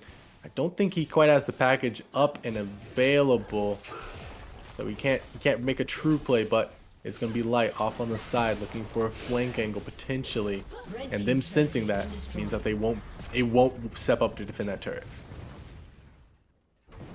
We do hear that package did get picked up, so it is going to be really beneficial for a fight potentially coming up here. But yeah, looks like they're going to try and invade and take his red buff away. Should be able to do it, no problem. But yeah. Yeah, when you have a Corki package, you kind of just want to use the Corki package. But Aaron, buddy, you're stepping up too far. Oh, great dodge out on the Corki package. It's 2 people with all that damage, and now they're going for light. That's going to be a crash down. That's going to be a 3-man Yasuo ultimate, but it doesn't matter at the end of the day. Dayu isn't there for the fight. Dayu was hitting something else on the side, so that means Yasuo, Leviathan, they dove, and Black Jones, they dove so deep, and they weren't able to get anything out of it. Only Aaron and Dayu, the only ones left alive. All they lost in that exchange was light, and that's more than worth it when you're getting so many ultimates out. Exactly, and that's the thing is, it really could be a lot worse. Going towards Rawr here, they are able to pretty much essentially stop the backstay if they really want to. But I look at that again. They just need to kind of play safe, hide out a couple different things. Obviously, I know they want to get the Drake here, but doesn't mean that they're going to necessarily, just because of the fact that both teams are doing very well right now. You have a 5k deficit now, but you have to look at that. Yeah, Zenigma is kind of coming back this game, kind of trying to survive as much as possible. And Yeah, they have to. you know what? See how the Dragonflight gets here. Wooly. Wooly Bully. What else do we expect from this Leona, from Wooly Bully in particular, going deep? Even though he's solo like this, it doesn't matter. He's able to do so much damage to catch my hooks. He's going for the crash down, doesn't find it on anybody, but does find a very nice stun across multiple members. That's going to be a huge shutdown onto Lilia. And look at Light in the background, though. He's looking for DU, doesn't quite find it. The killer instinct comes out to kite away. She's gone invisible. She's gone away from the fight, leaving Jones to die. And everybody gets wiped off the map except for Aaron, who wasn't even near the fight. And I think that's a pretty consistent thing that we're seeing with Rawr here. They are always missing that one crucial member from the fight. First it was DU, now it's Aaron, and I think if they just have these members at the start of the fight, we could be looking at different outcomes. And this is where, oh, he smites away. Okay. Consolation prize. But yeah. Yeah, right. Looks like Drake is going to be started out here also by Zenigma. No real contest coming out here from Rawr, and wondering why they don't want to set up something soon. Yeah, they're going to have to definitely step up and try to do something right in the next 5 minutes, or even contest this Baron if it potentially comes out. Corki looking for the AP Corki build, the variation that we've seen so much, priority and pick over. I think he's getting super close. Yeah, he just needs like a wave more of CS to grab that loot, and Zekosat will be a huge spike for him. Kane looking for a Mana Mooney as well instead of a, Death Stance or something like that. Interesting pickup right there. I'm not sure if I'm on board with the Kane or Manamune Kane at this point. I thought it was good in the preseason, but now I've fallen off of that train quite heavily. I don't think it's that good anymore. Phantom Dancer on the Kaisa, going for the AD variation that we've seen so much, and grabbing a Witsin secondary. I think Witsin's fine here, especially into the Lilia, who's going to be doing so much AP damage, all the damage for the team pretty much. Yeah, nothing. Oh, and Catch My Hooks doesn't have a mythic yet on the rel. Instead, first rushed that Zeke's Convergence, so doing that much more damage on the Kaisa, and I think that's an interesting pickup. Yeah, I think it is good because you know that she's gonna be popping ult as much as possible, sitting as her partner that she's gonna be connected to, so they're always gonna be able to do a lot with that there. But I agree, yeah, I'm surprised that it wasn't picked up by now. Baron gets started. Interesting plays overall. Wooly Bully taking up the brunt of it. Aaron misses a rocket that could be detrimental to the team. He needs to be hitting this. Wooly Bully doesn't care how many rockets he face tanks. He's going to be looking for the play. Doesn't find the Leona ultimate. It doesn't matter at the end of the day. We're going to be looking at Light to find the multi-man stun we want. That's going to be a huge crash down, but Yasuo isn't in the area. He's off on the other side of the map. It's going to be a single man knockup. Unstoppable force. It doesn't matter. The collector comes through, picks up 2 kills. DU trying to kite. It doesn't matter. Gets taken so low by a singular Q, and that's just going to be them walking up and winning a fight. Yeah, I mean, this is what's really detrimental when you're playing a Yasuo comp. The Yasuo is not in range. It's not in range. You can't do anything out of route. So this is where Rawr's been kind of suffering a little bit, is that we haven't had that roam from Black Jones too much. We haven't had him go through a bunch of good fights. Essentially, it's been pretty rough for him. So, but the fact that now that they have Baron, Zenigma should be able to push out these lanes a little bit easier, potentially get stuff going for them as everything has been going on. But as we look at who people have been voting for this one, it looks like Zenigma was getting voted very heavily here over In this game. yeah. in this- Yeah. I can see why. You know, maybe it's the what's the word? The wild card that is a Kane. You know, sometimes he performs, sometimes he doesn't. And there's no real way to predict how he performs until the game starts. Whereas Lilia, generally pretty consistently good. And I think in particular that mid jungle matchup is where they shine, right? I think the mid jungle matchup of Renekton and Lilia is just so good and actually outperforms, at least in the early game, a Kane, Corki, and also, or at least we're seeing it here in the mid game and late game, it also outperforms too. So both teams jostling for position here in the mid lane. They're looking for something, anything they can go for, and they're gonna find it onto DU. He doesn't have the cleanse to save himself. He does manage to get out with the killer instinct, but Black Jones takes a two-man ultimate, trying to find what he can. The drowsy comes through, only on a one target, and unstoppable force off of the teleport. And that's going to be DU plus Black Jones.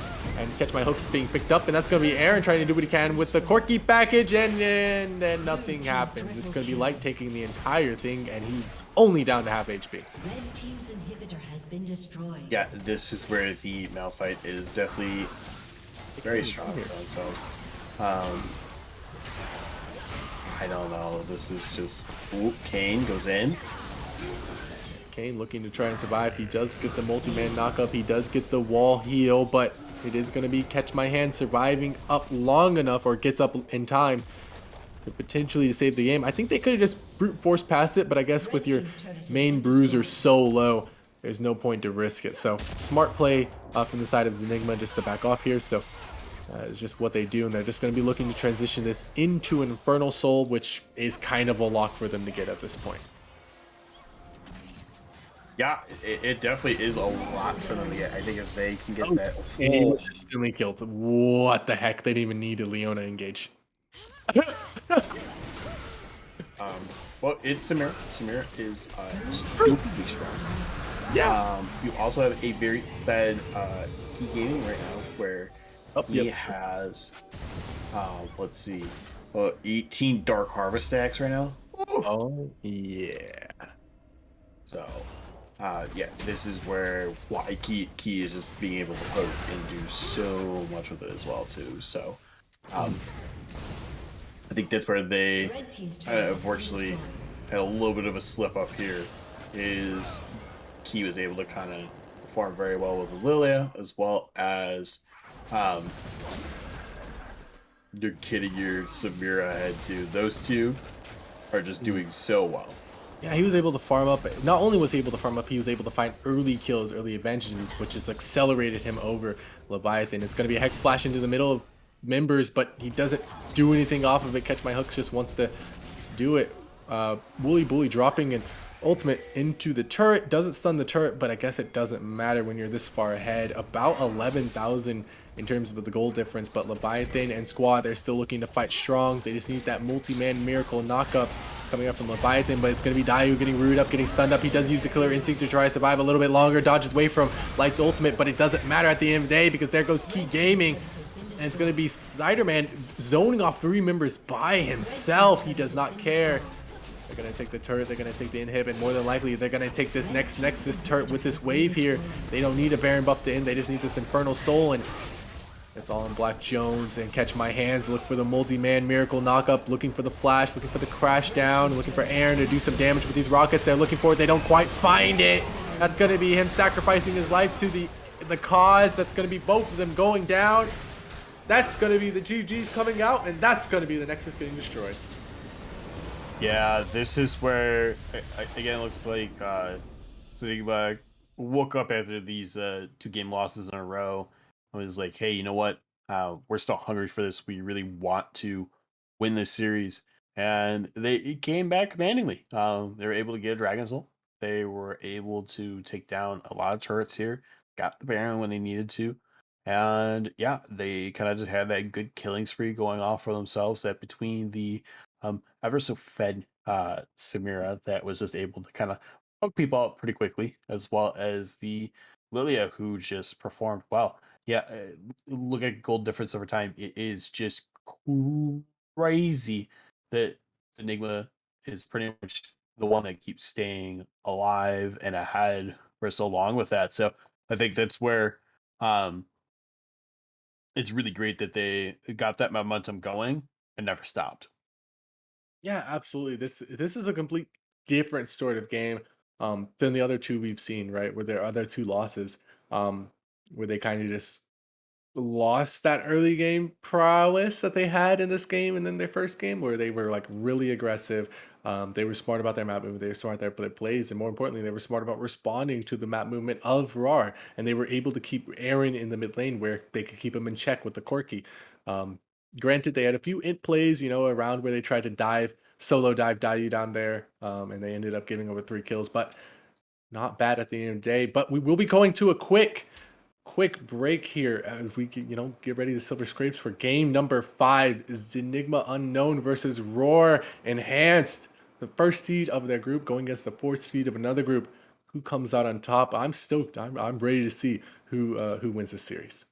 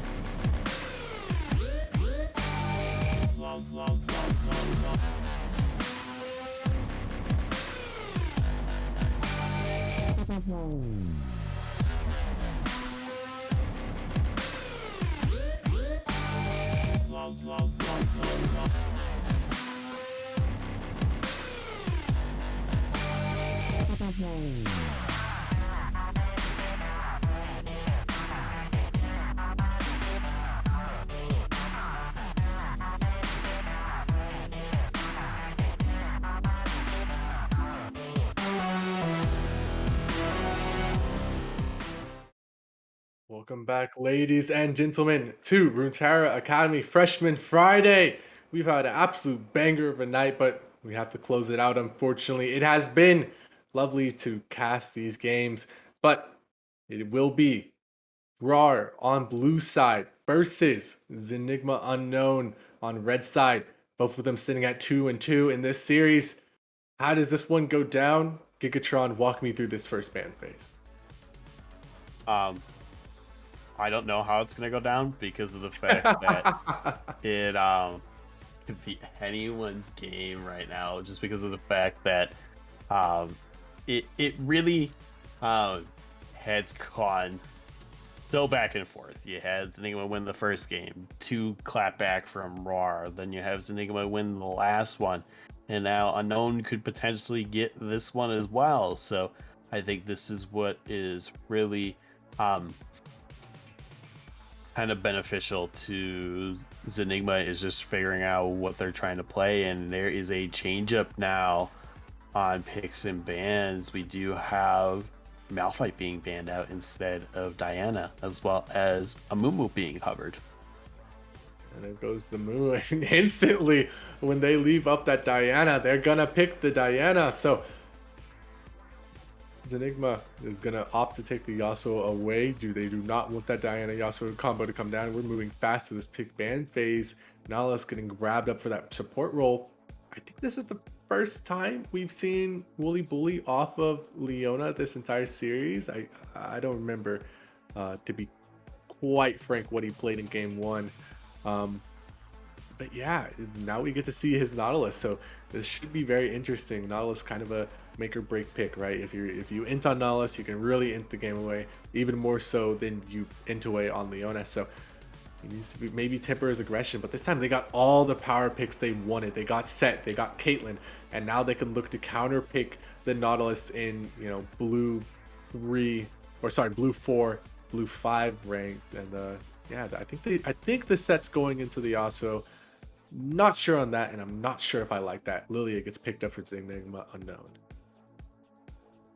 Yeah, Lilia performed very well again for them last time, so definitely a good pickup this time. I believe Rawr would love to have that extra band to maybe put that onto them, but unfortunately, not going to be the case here when you're using your E-sub. But yeah, great job by them to kind of secure a really good comp. You have Caitlyn now being picked up. That's always been banned out. It seems like Diana was always being banned by Rawr, and now they're picking it up. That I feel like is a good combo to have, so that now you really have very much a lockdown being pulled in. You could throw someone away, and you can still pepper from afar with Caitlyn there, and Smearl getting banned out this time around. Yeah, I like the Samir ban, getting rid of her, but you know, one thing I look at these bans, I see the Leona getting banned away, I see the Morgana getting banned away, but you know, one thing I'm thinking of immediately for Nautilus, I'm thinking of the Karma, and I know people generally say Nautilus is a counter to Karma, but I don't think so. The better you are at Karma, the more you can outplay this Nautilus, the more you can play around his strengths. So I'm really thinking we're probably going to be seeing a Caitlyn Karma in the bot lane from Rawr. And then we're probably going to see them blind pick top here if they haven't already. Of course, that Set can always go into the top lane role, because Diana, of course, is going as a jungle. She's just so much stronger there than in the mid lane. But what does Zenigma Unknown here? 9 seconds left on the clock. They're probably looking for a top laner or an AD carry if they really don't want to show anything. And that's going to be the Tristana locked in. Tristana is a very good ADC pickup that has great amount of burst. It is something that will work very well, I feel like, with their comp, with that little bit of AoE with the bomb charge coming out from them, as well as the buster shot, for displacing someone if needed, or the Yasuo. So I think that's really good there. So you have 2 knockups coming out. You have Nautilus' depth charge. You have the buster shot. They're good displacement ones. And now we have Rawr picking up Rakat. That will work really well with the Caitlyn. Able to just kind of go in with the quickness, get a good knockup going, and that way they should be able to put a trap down and just keep peppering in on them. I like the Rakan here. It acts as sort of a disengage. Generally you see Rakan in the engage role, but it can act as disengage if Nautilus or Tristana try to jump in on the Caitlyn, and she can just kind of play back with her traps, play back with like you said, play back with her traps, play back with her 50 caliber net and Qs, and really look to hammer away at this Tristana Nautilus combo, a short range combo. But it will be Urgot picked in the top side and a Wukong from Zenigma. They say we're gonna match your shotgun needs with a little bit of a classical trickery. I like the pick overall, and now it's just a matter of where does the Urgot go? Does it go into the Yasuo mid, or does it go into the Wukong top?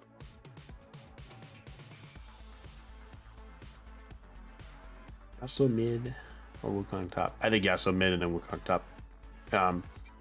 Reason being for that is Wukong could hopefully then sustain better into the Urgot, and that the set is someone that Yasuo can hopefully deal with in the mid lane there.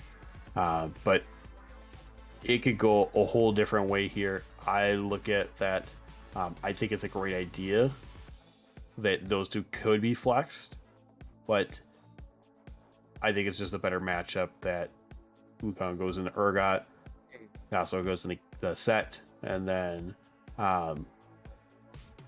expecting that Zenyu is going to try to get as much ganks on the bottom, so this way they can either blow up the Diana because they're trying to skirmish, or blow up the Caitlyn, just because this is something that isn't a super tanky bot lane.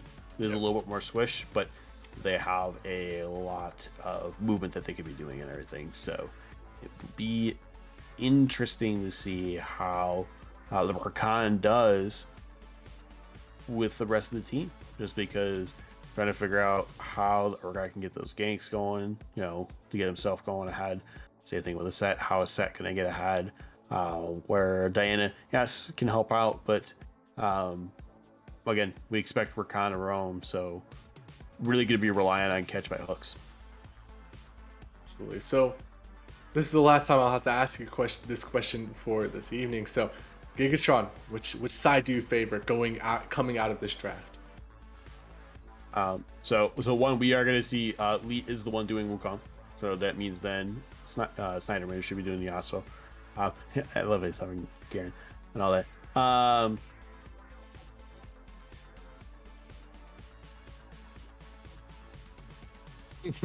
Based on last game, I really want to give it to Zenyu. Reason being is you have a really good knockup with the ultimate coming out from Wukong. 2, you have 3 different sources of knockups besides yourself on the Yasuo. And 3, I look at that again. They had the Nautilus. Nautilus has performed very well this season, and in this split, it's been great. As well as we've seen that earlier on, it worked out well too. So I think it's just watching them rely on this, I think, is going to be a big help to them. So, but the only other problem is then you have a lot of AD coming out for them, just like you have a lot of AD coming out of Rawr at the same time. And the only difference between the two is, or actually the only similarity but difference is, you have 2 different APs being in there in the jungle. That would be your other mitigating damage source. And I look at that, if either of those get ahead, build armor. I have to agree. I have to agree. If you get ahead, just build armor. I think that's a great strategy, especially for Urgot, honestly. I think he's the most beneficiary out of armor on this team. Maybe we're going to see a Frozen Fist into Titanic, Hydra, Urgot, but I really like the Diana. I think she can do a lot of work here, and most importantly, she can kind of keep the Lilia from kiting as much as she wants, right? She can really stick to this Lilia, really make it hard for this Lilia to kite around fights, to do as much damage, and to get as far ahead as she did last game. So if they kind of anticipate the spam ganks coming out from Key, if they anticipate where the attention comes out from the side of Zenigma, I think Rawr has a really big chance of winning this game. However, if they fail to anticipate the attention, and they fail to let Aaron roam, and he's stuck in a lane with Snyderman, I just don't find that a good place to be. So really just focus on the bot side of the map, really focus on reading the jungle tracking, and really unlock Aaron from this lane, and I think those are the keys for victory coming up from Rawr. But with that, we will be taking it to a very quick break. Don't go anywhere, folks. This is the last game of the night over here at Runeterra Academy. Zenigma Unknown take on Rawr Enhanced in the final game of their series.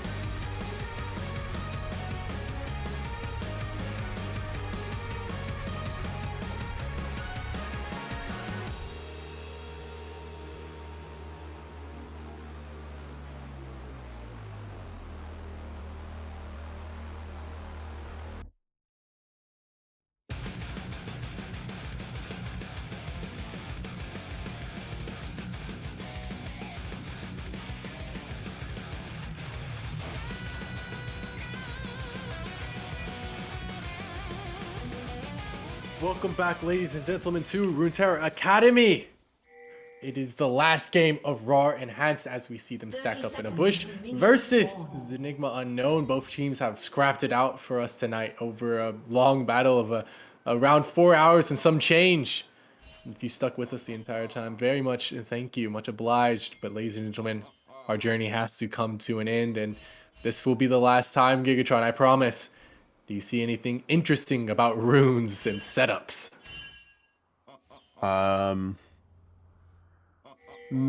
No Conqueror on set. You're going to lethal tempo.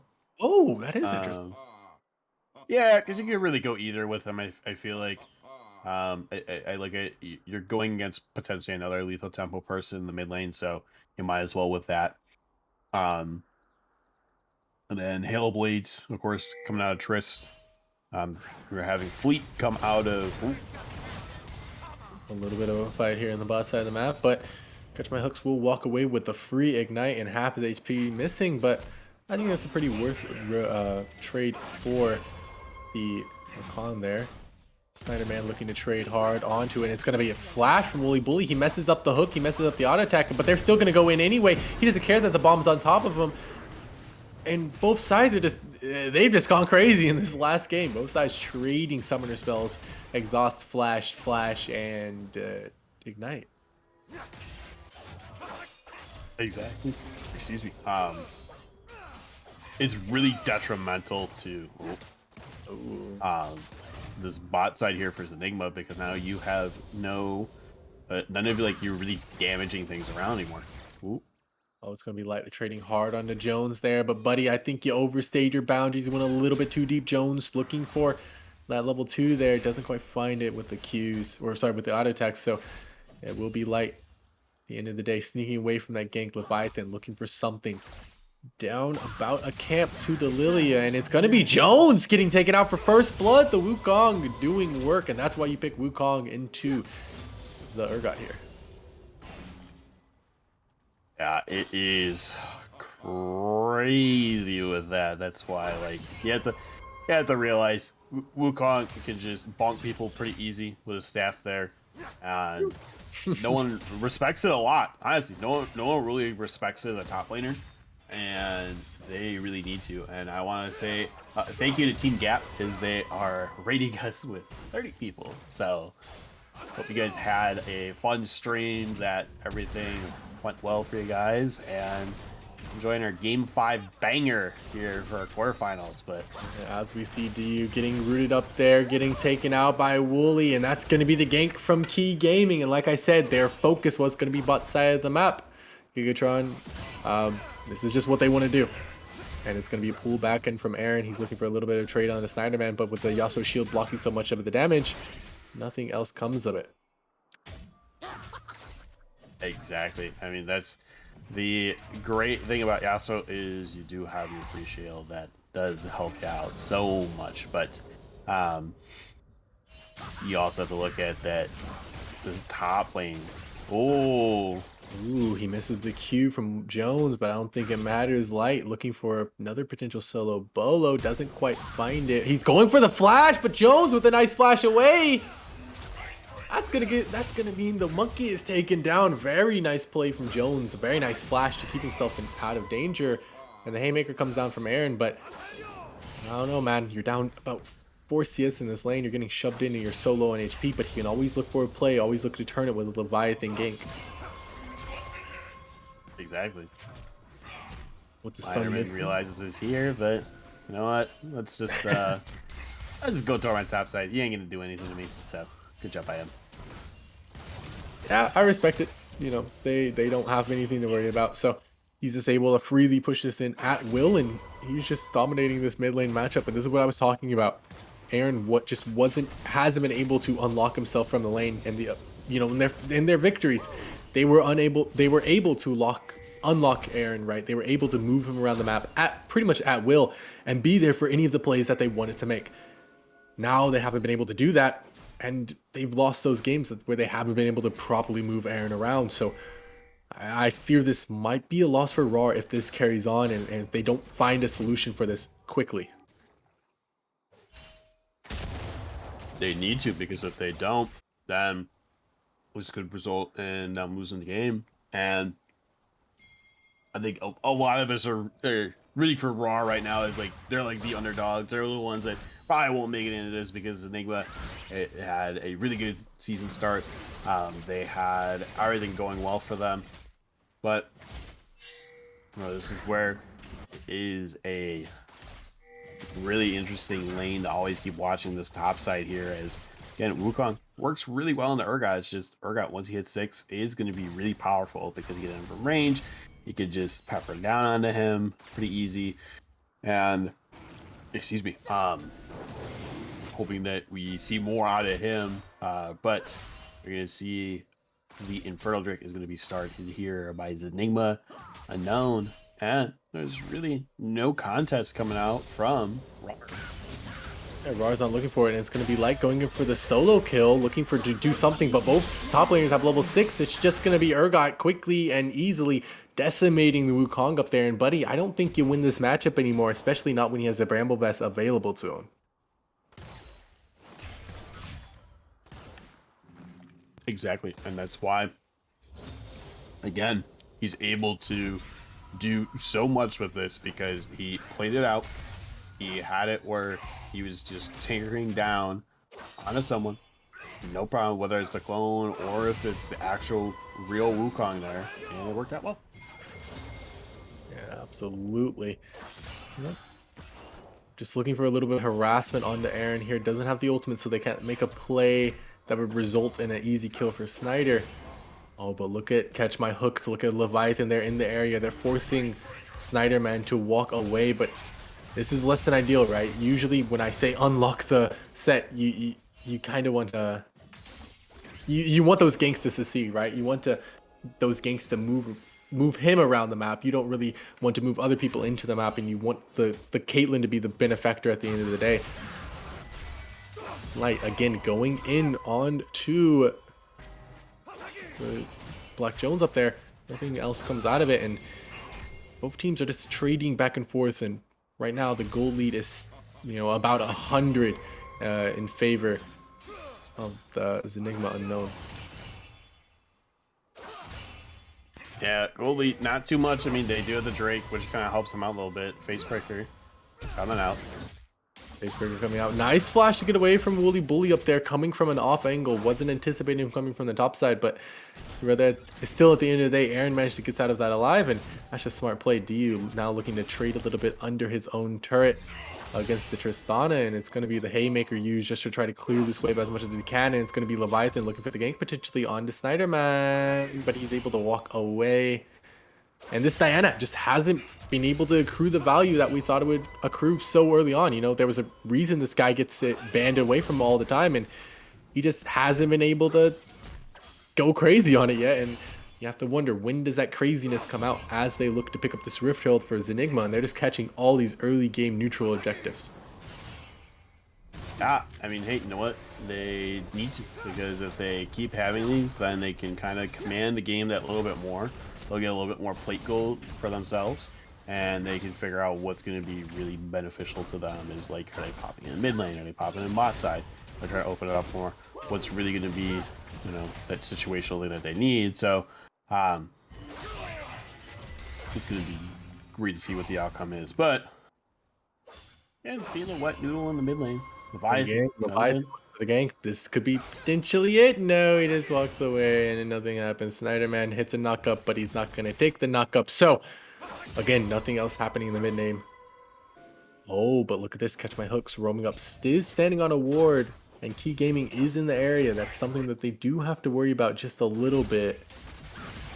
But yeah, nothing else comes of it. It's going to be Jones and Light trading pretty heavily on this top side of the map. Both topsiders looking for another solo kill. It's going to be Light getting... Oh, wait, there's a dive in the bot lane, and instantaneously, that's going to be a kill given over to JK, and then in the top side, back to the top side, it's another kill going over to Jones, and then it's going to be Diana getting solo ulted by the Lily. He finds a two-man knockup. It's going to be JK, him flashing away from JK's last auto attack. It's going to be the Lilia picking that up with a passive, and Rakan's the only one to come out of that bloodbath alive, and it was just kills back and forth all over the map. And they're looking for a dive onto the Rakan. Yeah, the Rift Herald's gonna be here, having that knock up. Oh, slow one out onto him. Have And to sleep though, but I think he's just No, gonna it's- hit a raw knock up here. They're just gonna be looking. They're gonna start this dive up immediately. They got double ignite onto, or sorry, not double ignite, just a singular ignite. But at the end of the day, it doesn't matter. He drops the same. Light looking to trade aggressively on Jones here. Both of these top laners have flash, and I think Urga. Oh, he messed up. Oh no. Oh, Light, you hate to see it, buddy. What happened? I guess he just maybe A-clicked on the minion. I guess that's what had to have happened. yeah, probably an ache. Like it happens. I mean, this is why we're human. We make mistakes. It's not a problem. It happens. You know? It's just one boo boo. Ain't no big boo boo. Yeah. Like I mean, it might be one. A big boo boo. it might be- You know. Is he doing a kill on him? Ah, yeah, you know what? Might I be mean, one. you know, what? 300 Yeah, gold, bro. You know, it does wonders for the morale when you see that little number at the top bar go tick, tick, tick, tick, tick. Oh, we have 22 kills to their 5. Very true, very true.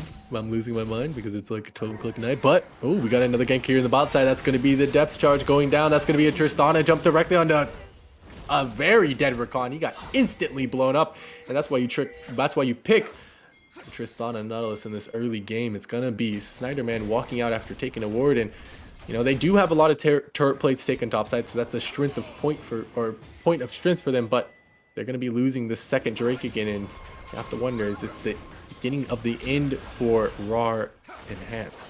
Red team has slain the dragon. It can be because now 2 Drakes are down. Yes, they are getting that topside turret there potentially. Not even actually since late this year, but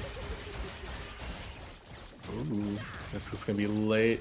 And Black Jones in the top side again, obviously doing the same song and dance. And buddy, we've been through this like 3 times at this point. You're just not gonna win it. He has the ultimate. He wins that straight up ultimate engage, but it's gonna be JK jumping over the wall, looking for the bomb onto catch my hooks, but now he doesn't have a jump back to get away from the damage, and it's gonna be Wooly Bully missing the hook, so he's just gonna try and take the ward.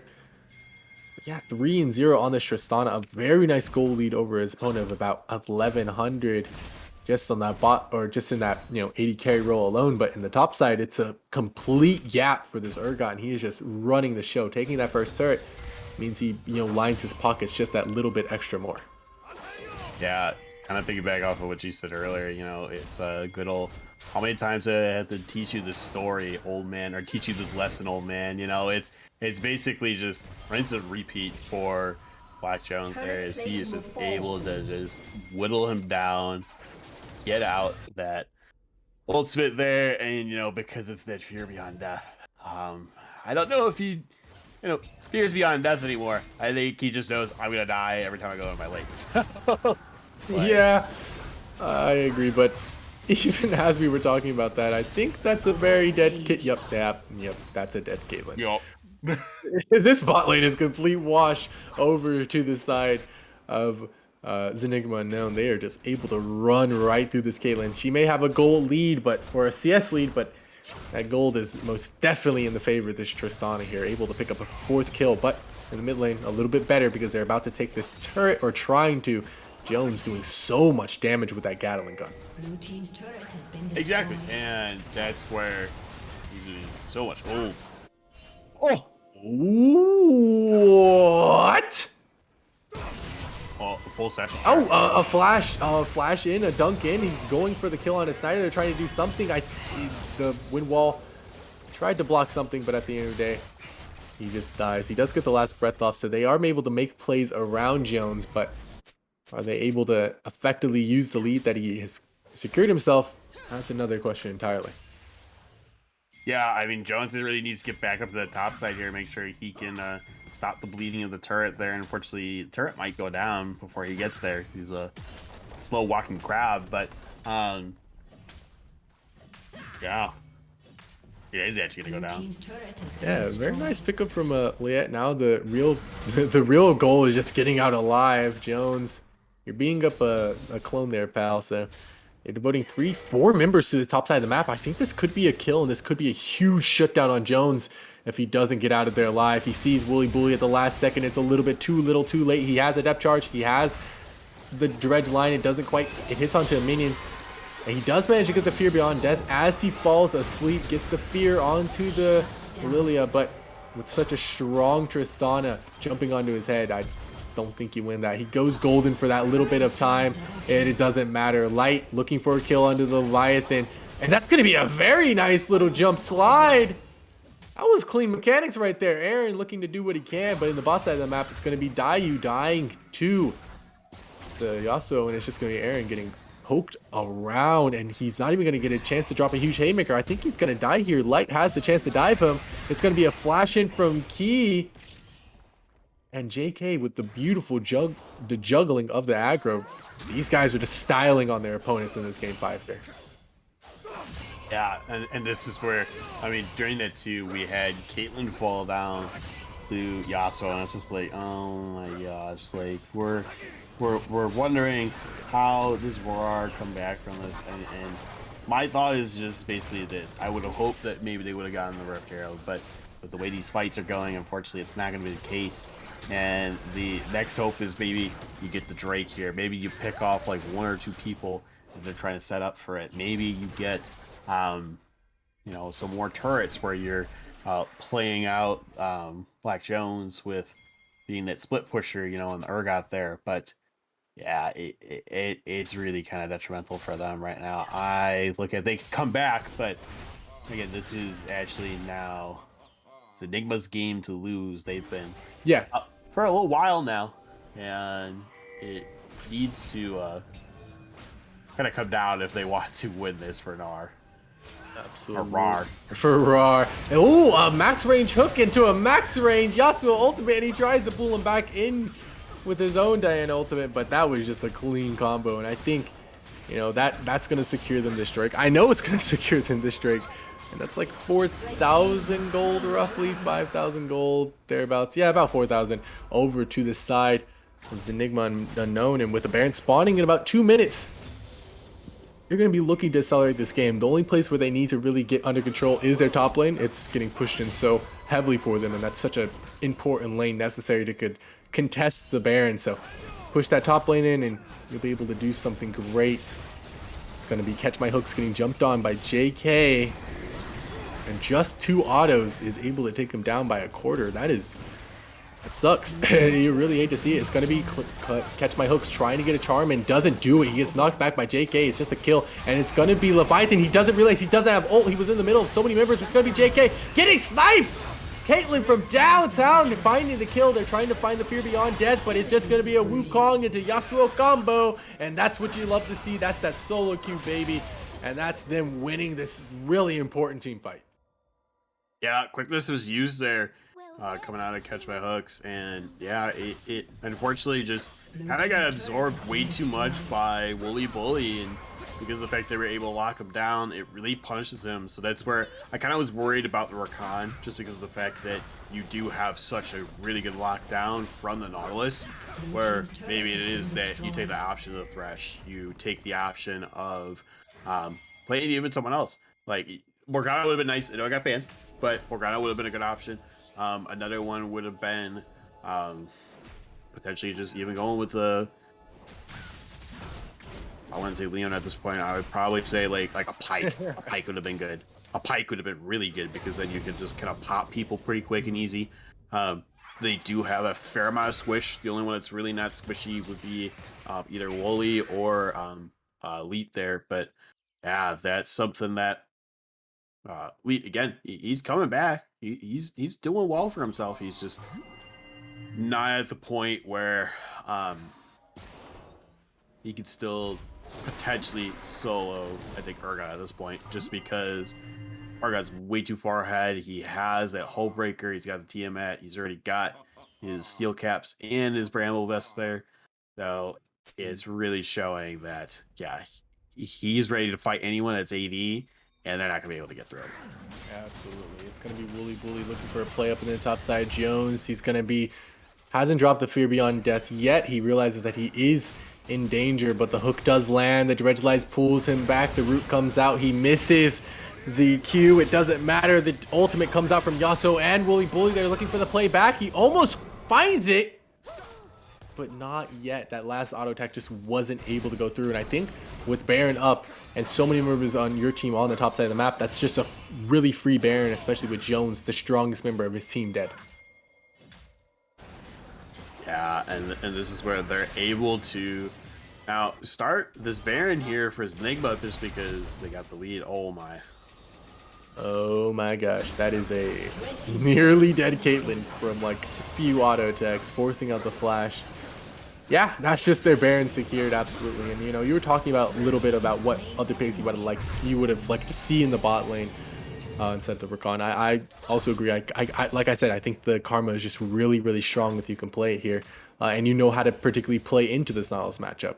And it just allows for so much pushing potential, so much for lane damage. And I think also is another good pick, Lux. You know, Lux would have been great here into, you know, Nautilus and Tristana both jumping on top of you. That's a pretty easy double bind to hit, and you just exhaust Tristana, and then they no longer damage you, and you can realistically just kind of win those early bot lane fights if you wanted to, and get the push anytime you wanted to. Exactly. I think that would have been a really good option, just because of the fact that, well, like you said, you made all the points I would have said about that. So, but I think at this point, we've kind of realized there's no turning back. Yeah. So there is no. But yeah, it looks like they are gonna try and 5-man Goon Squad this right now. That's all they have to do. It's going to be Leviathan going in on the light on the backside. It's going to be a multi-man knockup for catch these hooks, but it doesn't matter at the end of the day. It's going to be Jones getting taken down, followed quickly by Diana, and they're just going to be mopping the floor with them. A double kill for Light, a double kill for JK, and Aaron off on the side just having the back, and I think this could be the end of the game if they really wanted to. They're going to be going for, some members are going to be going for the hip. Some members are going to be taking this tier 2 in the top side. Some members are going to even be taking a tier 1 in the bot lane. It's going to be a flash from Aaron trying to make a hero play. That's the second time he's used his ult this game, or maybe third. I wasn't quite paying attention, but he does get the Haymaker dodged out. He does get ulted by the Rasputin. He misses the stun. And that's an ace for the Yasuo. That's an ace for Snyderman, and that's going to be them taking an inhib in the mid lane at the very latest, or at the very least, my fault. They're going to be taking all the turrets though, except for the tier 4. Another inhib in the bot lane going down potentially, and then they're just going to grab this last Mountain Soul, and then march down and end the game. Yeah, I mean, they crush the soul. They'll be able to, again, become more of that monstrosity of a team, and it would be pretty hard to kill them, but I think it's just a little unfortunate that there's probably no way that they are going to be able to steal it here for Rawr. So I look at, yeah, this is definitely a rough game as they are trying to try to come back with everything. Now, what will be still good for Black Jones here is, hey, you know what? Keep getting that split push going. Try to get some more farm. Try to get your team ahead as much as possible in these team fights. To just hope that with Set here, anytime someone tries to go in on him, that Aaron is able to react quickly. Just get some good face breakers out. Hopefully, a good showstopper kind of a thing. But it's really going to be the point. Yeah. Yeah, it's a big miracle because of the fact that you get cut through a bunch of shields. It's just going to be Wooly Bully walking directly into them, and they're all forced to run away. He's going to be dropping the death charge. He's onto, Jones, and it doesn't matter at the end of the day. He's flashing away from the knockups. It doesn't matter. They just keep marching forward. It's going to be Leviathan getting a multi-man knockup, and it's going to be a multi-man charge from Catch My Hooks, but it's too little too late at this point. He's asleep. He's drowsy. He's dead. That's a double kill for Key Gaming, and that's gonna be Snyderman taking away that kill. He doesn't want anybody else to get any more big ideas about a triple kill or even a quadra. Snyder just looking to zone away, Catch My Hooks, and he's gonna have to catch the next train ride home. This will be his team getting sent out of the brackets, and it will be the side of Zenigma Unknown moving to the semifinals after a very, very tough game. Tough series. Yeah, it was a very tough series. I mean, you had to look at it. Zenigma won that first one. Next two after it went to Rawr, and Rawr, I know kind of thought, hey, you know what? They might be able to get this. It's going really well for them. And then this is when that Silver Scrate started happening as, they come back for that 3-2, and it's going to be 3-2's Enigma here. And they fought hard for this. It wasn't an easy win. I'll tell you Mhm. that. Like, game 4 was very close. And then unfortunately, there was a little bit of a gap. But now, this one, yeah, it was, again, unfortunately, just a different draft that, like I said, if they could have had the extra ban, it might have been great for them. But Mhm. unfortunately, not going to be the case here, as we see that, again, Black Jones did really great, with Urgot. I'll say that. Yeah, Leviathan tried to make ganks happen. It's just unfortunately, when you're playing the Diana, you're a little squishy, and it just doesn't work out for you sometimes. That's where I think if they took the Yasuo and left the Diana up, that they would have taken Diana over Lilia, and they could have opted for a jungler that beats Diana, Mhm. that might have, say, necessarily a knock up, or an ability that would help out the Yasuo so he could use his last breath, and Yeah. it could have worked out for them. But again, I have to say to Rawr, I have to congratulate you guys. You did a very long, hard fought series here. Which Absolutely. you'll not be moving on, but you know what? You gave it your best, and that's all. That's all I can ask for. And we get a 5-game series here. It's crazy to think about, but um, hats off this Enigma, man. You gotta have that mental fortitude to try to get through these games. I mean, Mhm. I know we did as we're trying to cast them, but yeah, I'm glad that Yes, the yeah. teams were able to stick through it, play all the games, and yeah, unfortunately, I think it's no underdogs getting through this time, but great job again by Zenigma to just carry on through the series.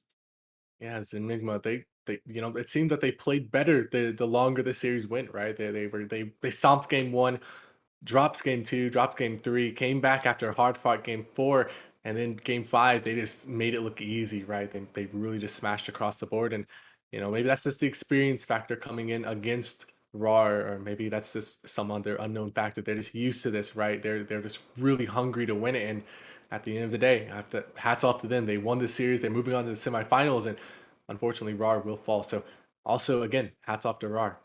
They perform admirably. Like you said, they were the last seed, where they were not the last seed, but they're the lower seed coming into this, and they still Yeah, were able to play.